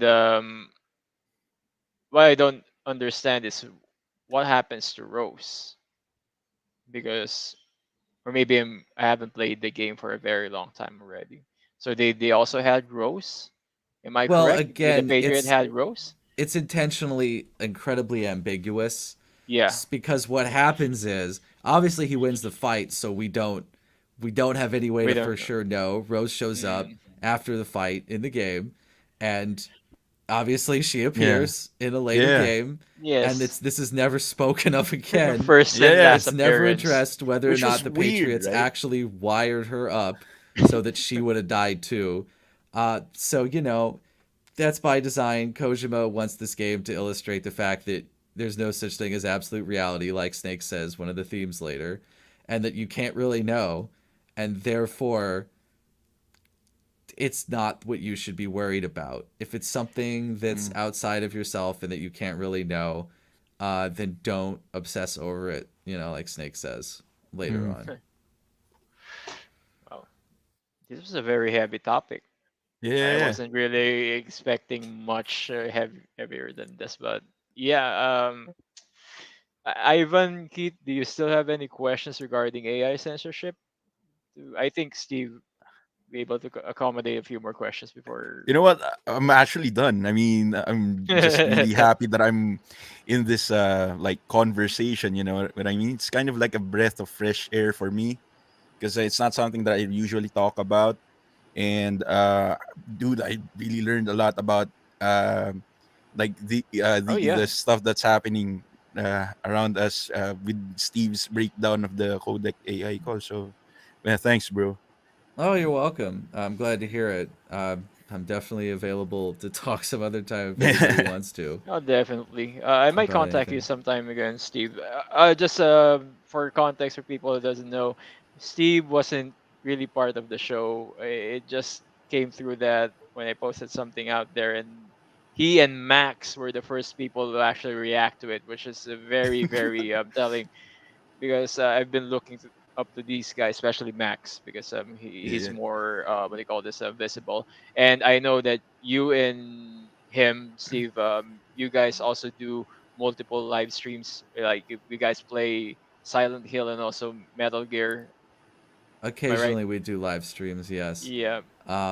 I actually to this day have not finished a Silent Hill game though, but we last talked about Death Stranding, I believe, was the last thing we talked about in the stream.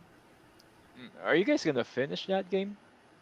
I finished it Are a you long guys- time ago. What do you mean? No, but I mean you guys on the stream, like he's playing it and you guys are Oh dissecting the no, game. we were just talking about it. He was actually not even using footage that he got himself. It was just footage for the stream in the background while we talked about the game as a whole. Oh my god. But yeah.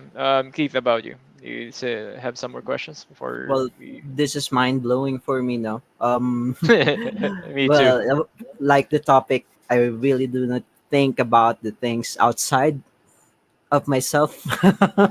As you can see, I have been playing music for so long. I only know about music.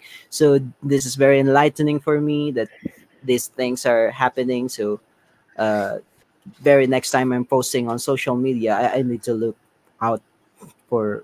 I know what to look out. Look So for there's that. yeah. Thank you, Steve. Oh, you're welcome. Dude, Okay, can so I you, just say, when JM told me that you were coming onto the podcast, I was like, shit, I'm kind of nervous. I don't know what I'm gonna be me talking too. about. I don't know what I'm gonna say because these guys are the experts about these stuff. So, Oh no. I didn't even get the opportunity to say it. It's funny because Ghost in the Shell has my other favorite AI conversation in fiction. Although it's like literally throughout the entire effing movie, I used so much footage from it, was probably why Stars Media didn't like my video. But because it's funny because that AI conversation actually has one of the best arguments against the AIs in this conversation, which is that it's actually still really important that you have individuality from an evolutionary perspective. It's not a good idea that everybody's the same or believes the same things, or you're not going to have that kind of variation you need to get through any crises that come up that might cause, the virus analogy is great. Everybody dies out if they have the same immune system or, like on the meme level, if everybody believes the same thing, if some of it's wrong and there's nobody who knows that, or there's nobody in a society who represents that point of view, it's a lot easier for essentially everybody to go down with the ship in a way. the virus analogy really works well. Natural selection in general. So it doesn't really make sense from an evolutionary perspective to completely stifle other points of view. You should always still have the ability for people to not believe whatever you believe or whatever the conventional wisdom is. Yeah, you should always be like all this open to other opinions as well. I do have a question for you, Steve. Probably my last question regarding this one. As you did mention a while ago that we should at least keep the ball rolling as far as the conversation is concerned. But the biggest problem that we have is, let's say, here in YouTube or even in Facebook, we do lives. We have to watch out for a lot of things. So, what do you think? What do you think would be the best move so that we could also move forward in having these sorts of conversations? Yeah. About substantial issues like Yeah. AIs and algorithms in social media. Yeah. Oh man, I wish I knew. I think it would just be if people who have more visibility like consider talking about them in public spaces like YouTube's live streams and like anything like that. Just to have more people involved in the conversation. Yeah, I think that's also the best way. So we're about to end this stream, guys, and I've learned a lot actually, and I I did also too, man. This is great. yeah This was great. I'm glad I'm here, man. So it's yeah. awesome. We just like to plug also Steve's page over in YouTube. So as he mentioned a while ago, he has some breakdowns and also analysis of mostly movies and games like Metal Gear Solid, Matrix. You also have an Ex Machina review here. Oh, dude, you And that's it. interviewed Dryden? That's awesome, Yeah, bro. Quentin Flynn. Yeah, How was that that's right. experience? That was a long time ago. Oh, it was pretty cool. He's a pretty cool guy. He's clearly graded his craft. Yeah. You can give that a watch if you want. I was definitely not as experienced at the time. with Maybe you could interviewing. do it again because people have a lot of time with their hands nowadays. If I feel that it would be worth another pass, I would. I don't personally feel that there's that's on my list of things to do. I have other projects I think that are more pressing. Yeah. So besides your page right now, what are you actually doing, or what keeps you preoccupied during these times? Man, I consume too much media in my free time. Guilty as But charged. no, even yeah, here. that's the one aside from work. If in terms of like things that I actually want to work on outside of work, this is definitely like top on my list. I need to return to, and I've been very bad about that. I mean, I'm currently like re-editing my Matrix video, my Matrix retrospective video. That one there is like the sequel, or like a side video after it. I'm still debating whether or not I'll even talk about the sequels, but I mean, God, there's gonna be a fourth one. Yeah, are you excited for that? Oh God, No one is. I'm more nervous because it's mostly I just think it's just a question of is it going to be neutral or bad? Like how bad? That's true. Yeah, it's not. all It's I not can really think. going to be good because we all know that. I mean, how are things they like- gonna add like stuff in the story that's gonna be interesting for people?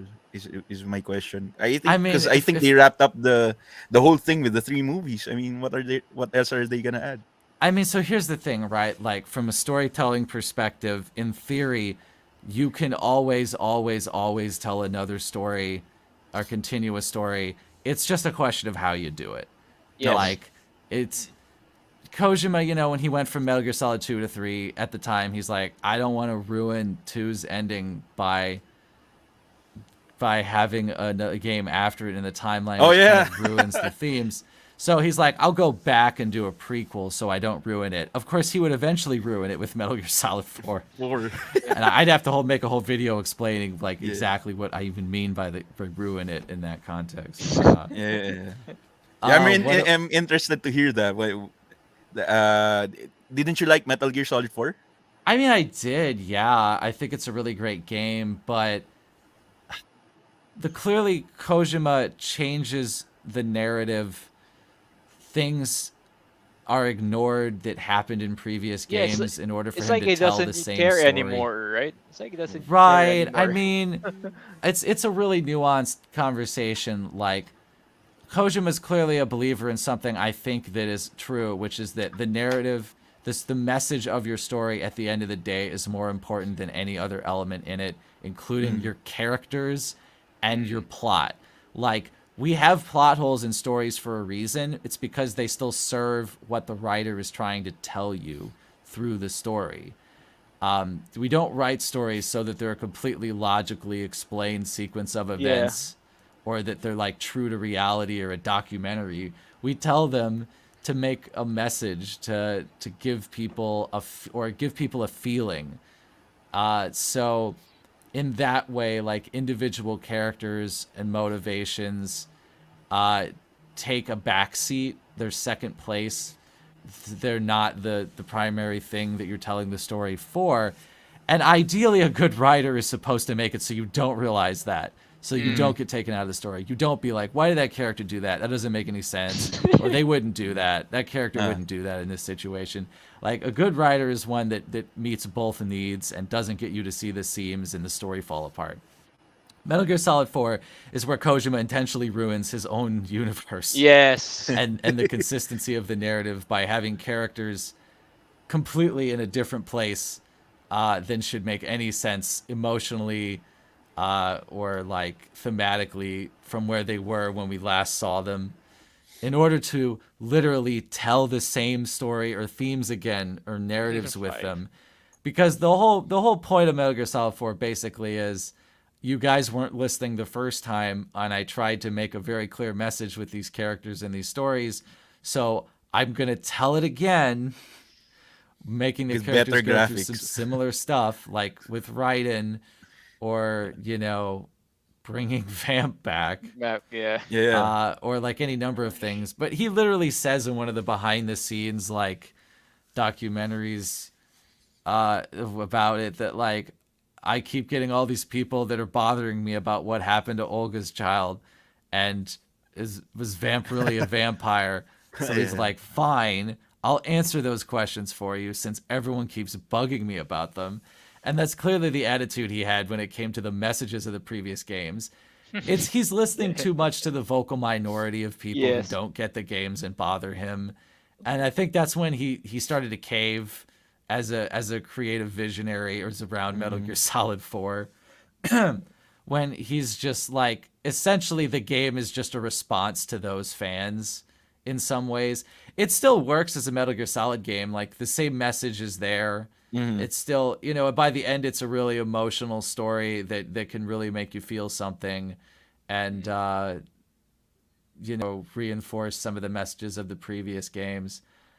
But in his pursuit of doing that, he also made it incredibly expository, and I don't mind, but some people also mind that too. But I more look at it as, it's disappointing that he compromised his vision so much, right, just to be a response to those people who didn't get the previous games. Gotcha. Okay, Steve, before I let you go, Amigo has a question regarding Matrix 4. What do you think it's going to be about? The only thing I have any knowledge of is that Neo's actor Keanu Reeves is back, Carrie-Anne Moss, who's Trinity's actress, is back, and that Morpheus is not played by Lawrence Fishburne again. Yeah. And also, I know one quote from Lana, the Wachowski, who's coming back to write and direct, is that she was really devastated over the loss of one of her parents, I forget which, and that so she thought, you know, what would really comfort me right now is having these characters back in my life. That's the best part about stories, is that they can be whatever we want them to be, and that they can be there to comfort us. So that seems incredibly strong indication that we're going to see a theme about loss, probably. which is a super Japanese thing to do, considering that, you know, the Matrix is just Zen Buddhism, the cyberpunk story up until now, with things like the architect is literally just based off of the demon Mara that Buddha confronts in one story when he's on his way to enlightenment, and that, you know, literally Neo gains his powers by literally attaining a state of Zen, of being like completely enlightened in the Buddhist way by detaching yourself from reality, because, you know, the Matrix is an illusion, kind of like exactly what we were talking about philosophically earlier. Yeah. Like, you know, like that's clearly like one of the big through lines in the Matrix, aside from the Western philosophy stuff about free will and determinism that they really shoved into the sequels. So I would just say, yeah, they're probably, based on what she said, there's probably going to be some influence. Why not also take some influence from the Japanese themes of loss that's been in media for a while, but particularly in the last couple decades? So I wouldn't want to make any more specific predictions than that, or I'd probably get really wrong. I don't have a clue. Obviously, like you said, the story was over in the third movie. I think it's on my end. I even think that there's only one Matrix show, which is the first one. Just because I didn't like really? the story. Oh. Yeah, 2 and 3, because story wise, Matrix 1 really revolutionized a lot as far as modern cinema is also concerned, also storytelling. So I think it ended there, and the other two movies were just a bit of filler. But that's just my opinion. You are completely right. I would completely agree with that. But unfortunately, because they're filler that exists, I'll probably have to talk. I mean, people have asked me to talk about them, so at some point, I will probably. I mean, yeah, there's a lot of people that have made a lot of like videos of like, it's 20 years later, let's talk about the Matrix sequels and how we all think they're good now, because it's been long enough that there's enough people that want to have a counter narrative to the fact that everybody disliked them. I'm still in the dislike camp. I think apologizing for them being bad is a bad idea. They don't do that, though. Usually the videos are just like, I'm going to praise the positive aspects of the sequels, which is fine. It's just fair. But, like, I think it's very important that we keep track of their mistakes. Yeah. Yeah. It's in Hollywood in general, because 100%. Yeah, they fall into a lot of pitfalls about that. I just think the story was probably pretty rushed, and it wasn't as carefully constructed to get you to care about the characters or the plot as much as the first movie by far. And definitely. Yeah. Animatrix is far more superior. It was pretty good. I haven't seen it in a while. I'd have to go rewatch it. And now we have the new Star Wars animation and anthology. I forget what it was called again. Oh, the anime stuff. Oh my god! This could be a different stream all in all, because I have a lot of things to say about that. Which one? What are you talking about? Which the new Star Wars anime? The new anime, right? Steve, are you talking about the new anime? It's called Star Wars Visions. It's an anime. It's an anime anthology. Oh shit! Yeah. Basically, Disney approaches some Japanese anime studios, and they're like, "Hey, would you like to make like a relatively short animation in the Star Wars universe? You can basically do whatever you want." And so they got a bunch of really high-profile Japanese anime studios to make some 9 shorts, apparently 9 episodes set in the Star Wars universe. Which, is it Star canon Wars, though? Huh? No, it wasn't meant to be canon. No, no, I had no idea. It shouldn't be canon, because okay, so I'm just gonna spill a few beans here, because I also follow a lot of people from the West, primarily Mauler and also the Critical Drinker for the most part. And when I saw that, at least the part where they on the trailer, when they showcased one of the Sith using an umbrella like lightsaber. Oh yeah, I saw that shit. I was like, what the fuck is that? Yeah, exactly. Why? it's like you guys are giving the IP to a production team who doesn't know anything about Star Wars again. Way to piss off the general fandom, or at least what's remaining of the fandom Star Wars after TLJ.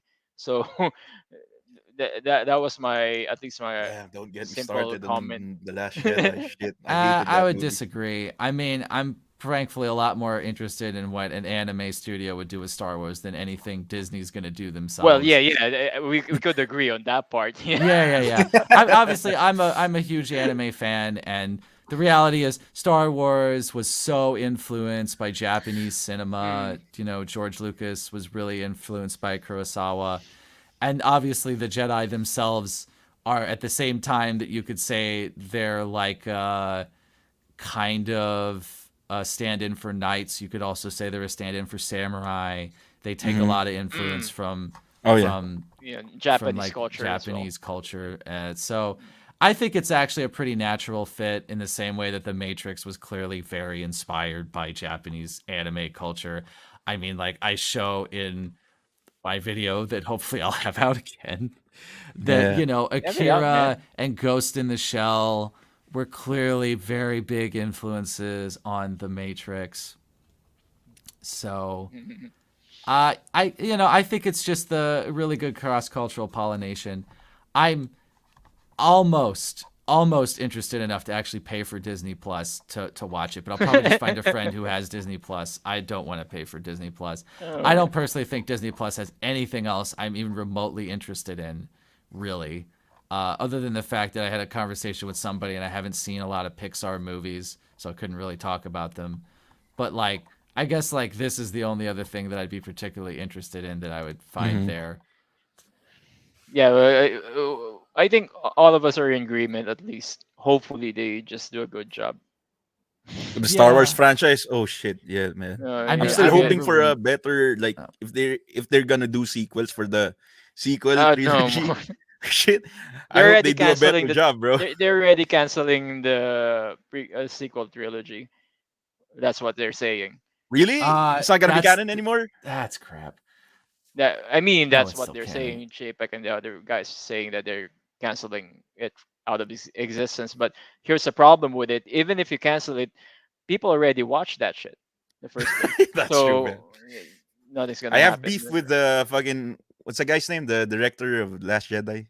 That was JJ. No, The Last Jedi. That was no. The eighth Ryan one. Johnson. Ryan Johnson. I have beef with that guy. Man.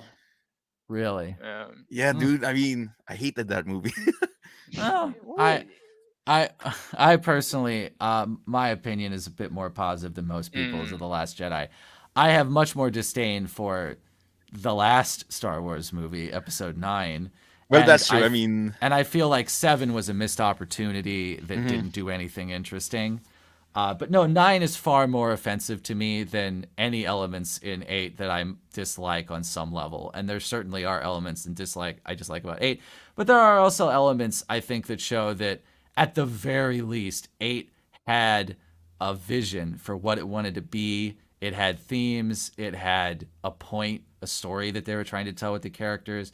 I can understand why a lot of people don't like what they did with it. That's totally fair. I somewhat share in that opinion in some ways, but I feel a bit more positive about 8 than I do the other 2, at least personally. Okay, I understand. I mean, that's what my friend Migo told me too. He liked The Last Jedi for it knowing what it is, trying to do something different. It's trying to do something different for the Star Wars universe. But then 9 came in and it was just fan service, and they didn't even go all in. You know what I'm saying? No, yeah, that's the worst part. The worst part about 9 is it was like everything that happened in 8. Let's just forget about that. We're gonna take all that back. I mean, at least if they would have stuck with it, then you could have respect for them picking a direction and sticking to it. But yet 9 was just like the most blatantly disappointing sequel I've ever seen. Oh yeah, even the last part, bro. No, I was hoping for a Harry Potter moment at the last scene too, when they were fighting Palpatine. I was waiting for the Jedi Masters to come in as Force Ghosts, but they didn't do that shit. I think that's gonna be the the only redeemable quality about that movie, and they didn't show it. So that sucks. I think the worst part that at least a lot of people would agree in is the way Ryan Johnson created 8 and also destroying Luke's character. I think Yeah, that that's that the was part that I hated about it. one of the I major issues that I have. Number one is that, and number two is turning Ray into some sort of a Mary Sue that she doesn't really deserve because she hasn't really gotten through that hero's journey. That's to say, but Yeah, I can see both of those arguments. I would mm, personally have like want to have like an interesting discussion about that because oh yeah, Mm-hmm. I definitely. don't see. I do think you can. I think it's a very valid argument to say that Rey's character wasn't really developed and she never went through any Yeah. kind of struggle that would make her a hero's journey character, which is what makes her more of a Mary Sue. Mm-hmm. That's just to me. I view that as mostly just a missed opportunity. It Mm-hmm. just doesn't make It's the narrative writing. feel like it doesn't make the narrative feel like it has a beginning, middle, and end because we never really see her not be able to handle any fight or situation she's in. So that does detract for me somewhat. But I more so than I don't really even have a problem with what they did to Luke's character, or at least like I just have a problem with the fact that they didn't really use him to take the narrative anywhere by the end of the Yeah. movie. Yes. It Yeah. didn't really accomplish anything. I was actually totally fine. You know, I love to talk about, you know, like I said, stories are about, I believe Ryan Johnson's quoted as saying, like, stories are about showing transformation through character, which I think is a totally important thing to have in stories. And it's totally fine, in my opinion, if you want to have Luke start, we haven't seen him in a long time, as a different character that seems completely antithetical to who he was at the end of the last time we saw him. And then to have him go through a change to kind of get back there. I think that's like totally fine. I think they had a justified enough reason to do that.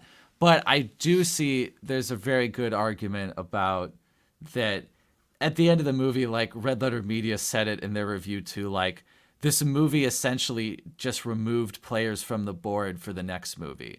Like it didn't really add anything to the narrative. It didn't add any wild cards. It didn't add any uncertainty. It didn't leave us with any questions or really like any new direction that the next movie can go in. All it did Yeah. was remove characters from the story, and it had a message, but in the larger narrative, in the scheme of this being supposedly a sequel trilogy, it didn't really move the story forward in that way. And that I think 100% is agree. the one thing I would be most disappointed in it for. Yeah, I agree. Like, oh, I mean, even their what do you call this? Finn's added for the sequel trilogy, and they wasted him in that movie, bro. I mean, I mostly agree. It feels like he went through, even though technically he didn't go through the exact same arc. The problem is that it was a very, very similar arc to the previous movie. And because of that, it feels too samey, and they could have done something else with him. And then he basically didn't do anything in the next movie either. So, oh yeah. That's And disappointing. then They could have at taken the it last somewhere. movie, he became a fucking what do you call this? Force sensitive, bro. I was like, where the hell did that come from? That's just the J.J. Abrams mystery box thing. Like, that's the thing. He doesn't say it in the movie. Like, the only reason that we know that that was going on is because, like, J.J. Abrams said it to an audience at some point, and it got out on social media that that was what he was trying to tell her the whole movie. Because on the other hand, you could have thought he loved her. Like, that could have been it. And that's, like, I view that as, like, just really cheap.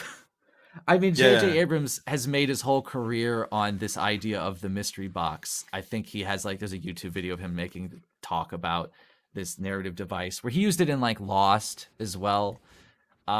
He's all about using the draw of suspense, of introducing a question about something that you don't know. Like in episode 7, it was about who Rey's parents are and what really happened that led to her being dropped off on that planet. That was the big question. And it's they take it back in the third movie when they gave us the answer to it in the second for her parents. And I think the second had a much better answer because it defied the narrative up until now that there's literally only one family with force powers on the good side and one family with force powers on the bad side. And I much prefer, like, Kojima even wrote a review of The Last really? Jedi. What did you say? That I read. Yeah. And he, because it's so him, he loved that about The Last Jedi, that one aspect in particular, that Rey didn't have like some important parents, that she's like some genetic lineage force user, that it was a more empowering message that anybody can be a Jedi, which is why they had that last little scene with the boy who force pulls the broom over and looks out into the stars. It's a much more empowering message too, I think, about the force, because otherwise it's literally just a dynasty wars. It's just a war between two families that are like stand-ins for royal power. It's Yeah, it's I mean, interesting. if Disney didn't or Lucasfilm didn't cave in with the amount of backlash that they received for The Last Jedi, I think we would have gotten a better episode 9 with Colin Trevorrow leading it. I mean, he leak the stuff that he was going to do right after episode 9 was out. I think it was a much better story. Did you guys see that? I believe I watched Jenny Nicholson, a great YouTuber, talk about that. I think she went through some of the script. I'll just say, like, literally anything would have been better than episode 9. I can think of, I struggle to think of how it could have been worse. I really have no idea how they could have done worse 9. Like, anything would have been better. Anything. Obviously just anything that doesn't take back what happens in episode 8 and just takes it somewhere. Just do something with what you had happen in episode 8, or do something with the whole new trilogy that's not literally the same story we've already seen. So that would have been great, But from what I know about that script, it certainly sound like it could have been good. You know who would disagree on most of our takes? People who are actually fans of the EU. Big Shit. fans of the EU. Yeah. Extended universe? Most of them really hate the entire thing. I mean, for myself, I don't have any real love for the sequel trilogy. So I ended up just on the original and also the prequel. So I haven't even rewatched any of the sequel trilogy because I think the prequels got better because of the sequels. I know. That's the yes. You know it's bad when you make the prequels look better by comparison. That's just hilarious. Yeah. Because, hey, at least George Lucas had a vision. It wasn't a terribly well realized vision that could have been through some rewrites, but I mean, at least the building blocks were there in the prequel trilogy, that it had an overall point and a narrative and a story that they were trying to tell. And that's the biggest problem. Is it's ironic because Disney has like an iron grip and an overall methodically planned out narrative with the Marvel Cinematic Universe, but with Star Wars they just wanted to go like, do whatever you want, bro. Here, take this movie, director. That's just they know how this turned out. They might the corporations are really good at learning the wrong lessons from failures, like, every time.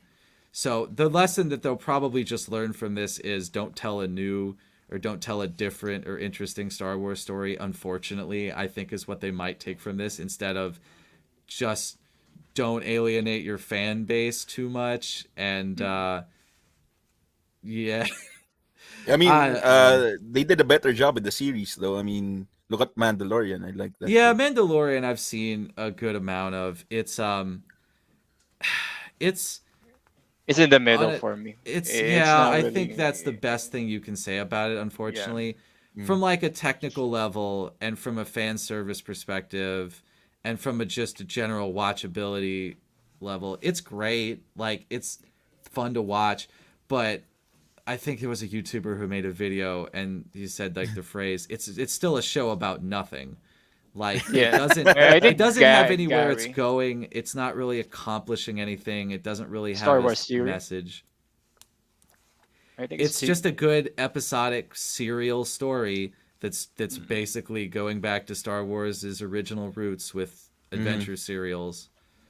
I think Gary from Nerdrotic said that, or either him or someone from Geeks and Gamers, or even Star Wars Theory. Yeah. So, like, At least it's not offensive, so Yeah, it doesn't Yeah, offend yeah. the fans. It's not bad. It's like true neutral. yep. It's just doesn't. It doesn't. It could. You still could have only changed it a little, and I think like told an interesting story or gone somewhere new with the franchise.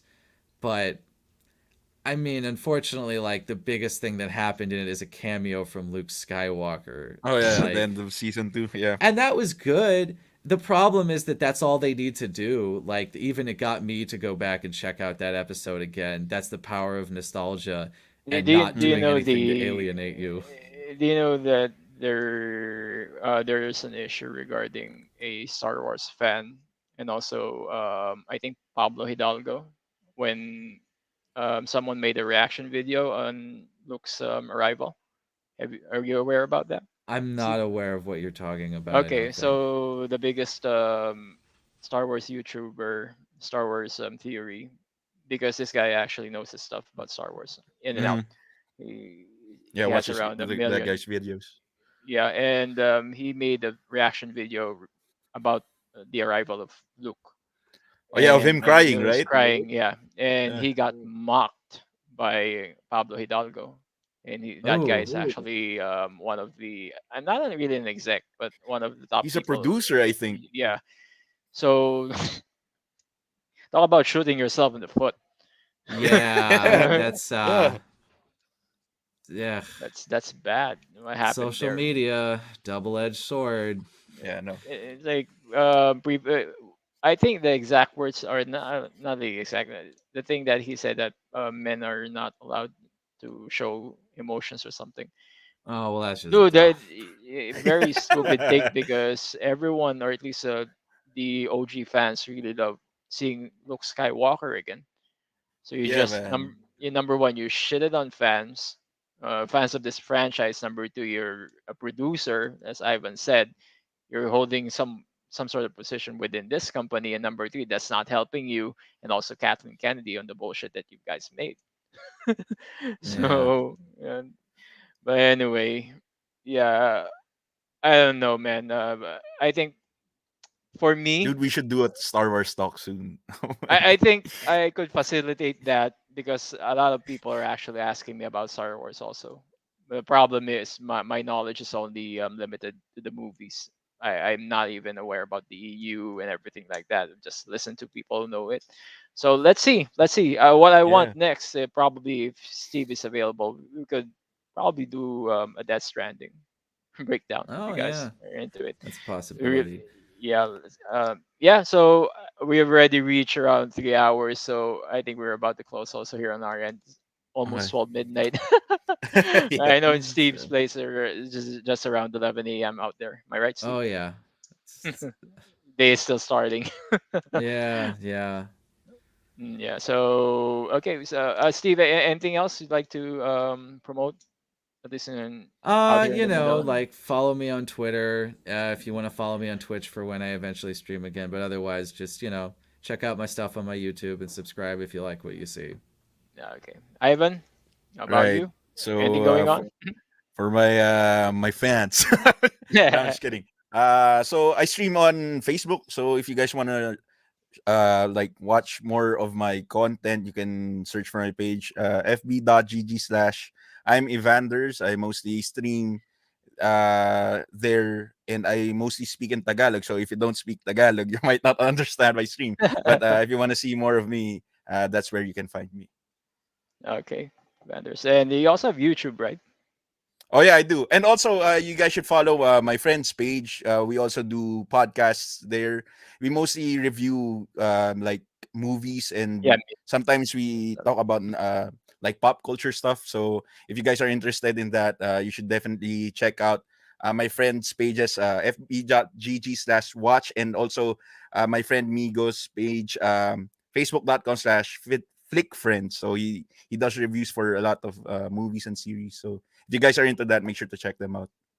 Okay. On my end, next week, I'll have another live stream with another content creator, and we'll be talking about the hero's journey, and we will be arranging our own team of heroes and also villains. Probably a longer discussion, but yeah. Steve, thank you so much for being here, and hopefully we could invite you again, and also Max sometime in the future. Yeah, sure. Glad to be here.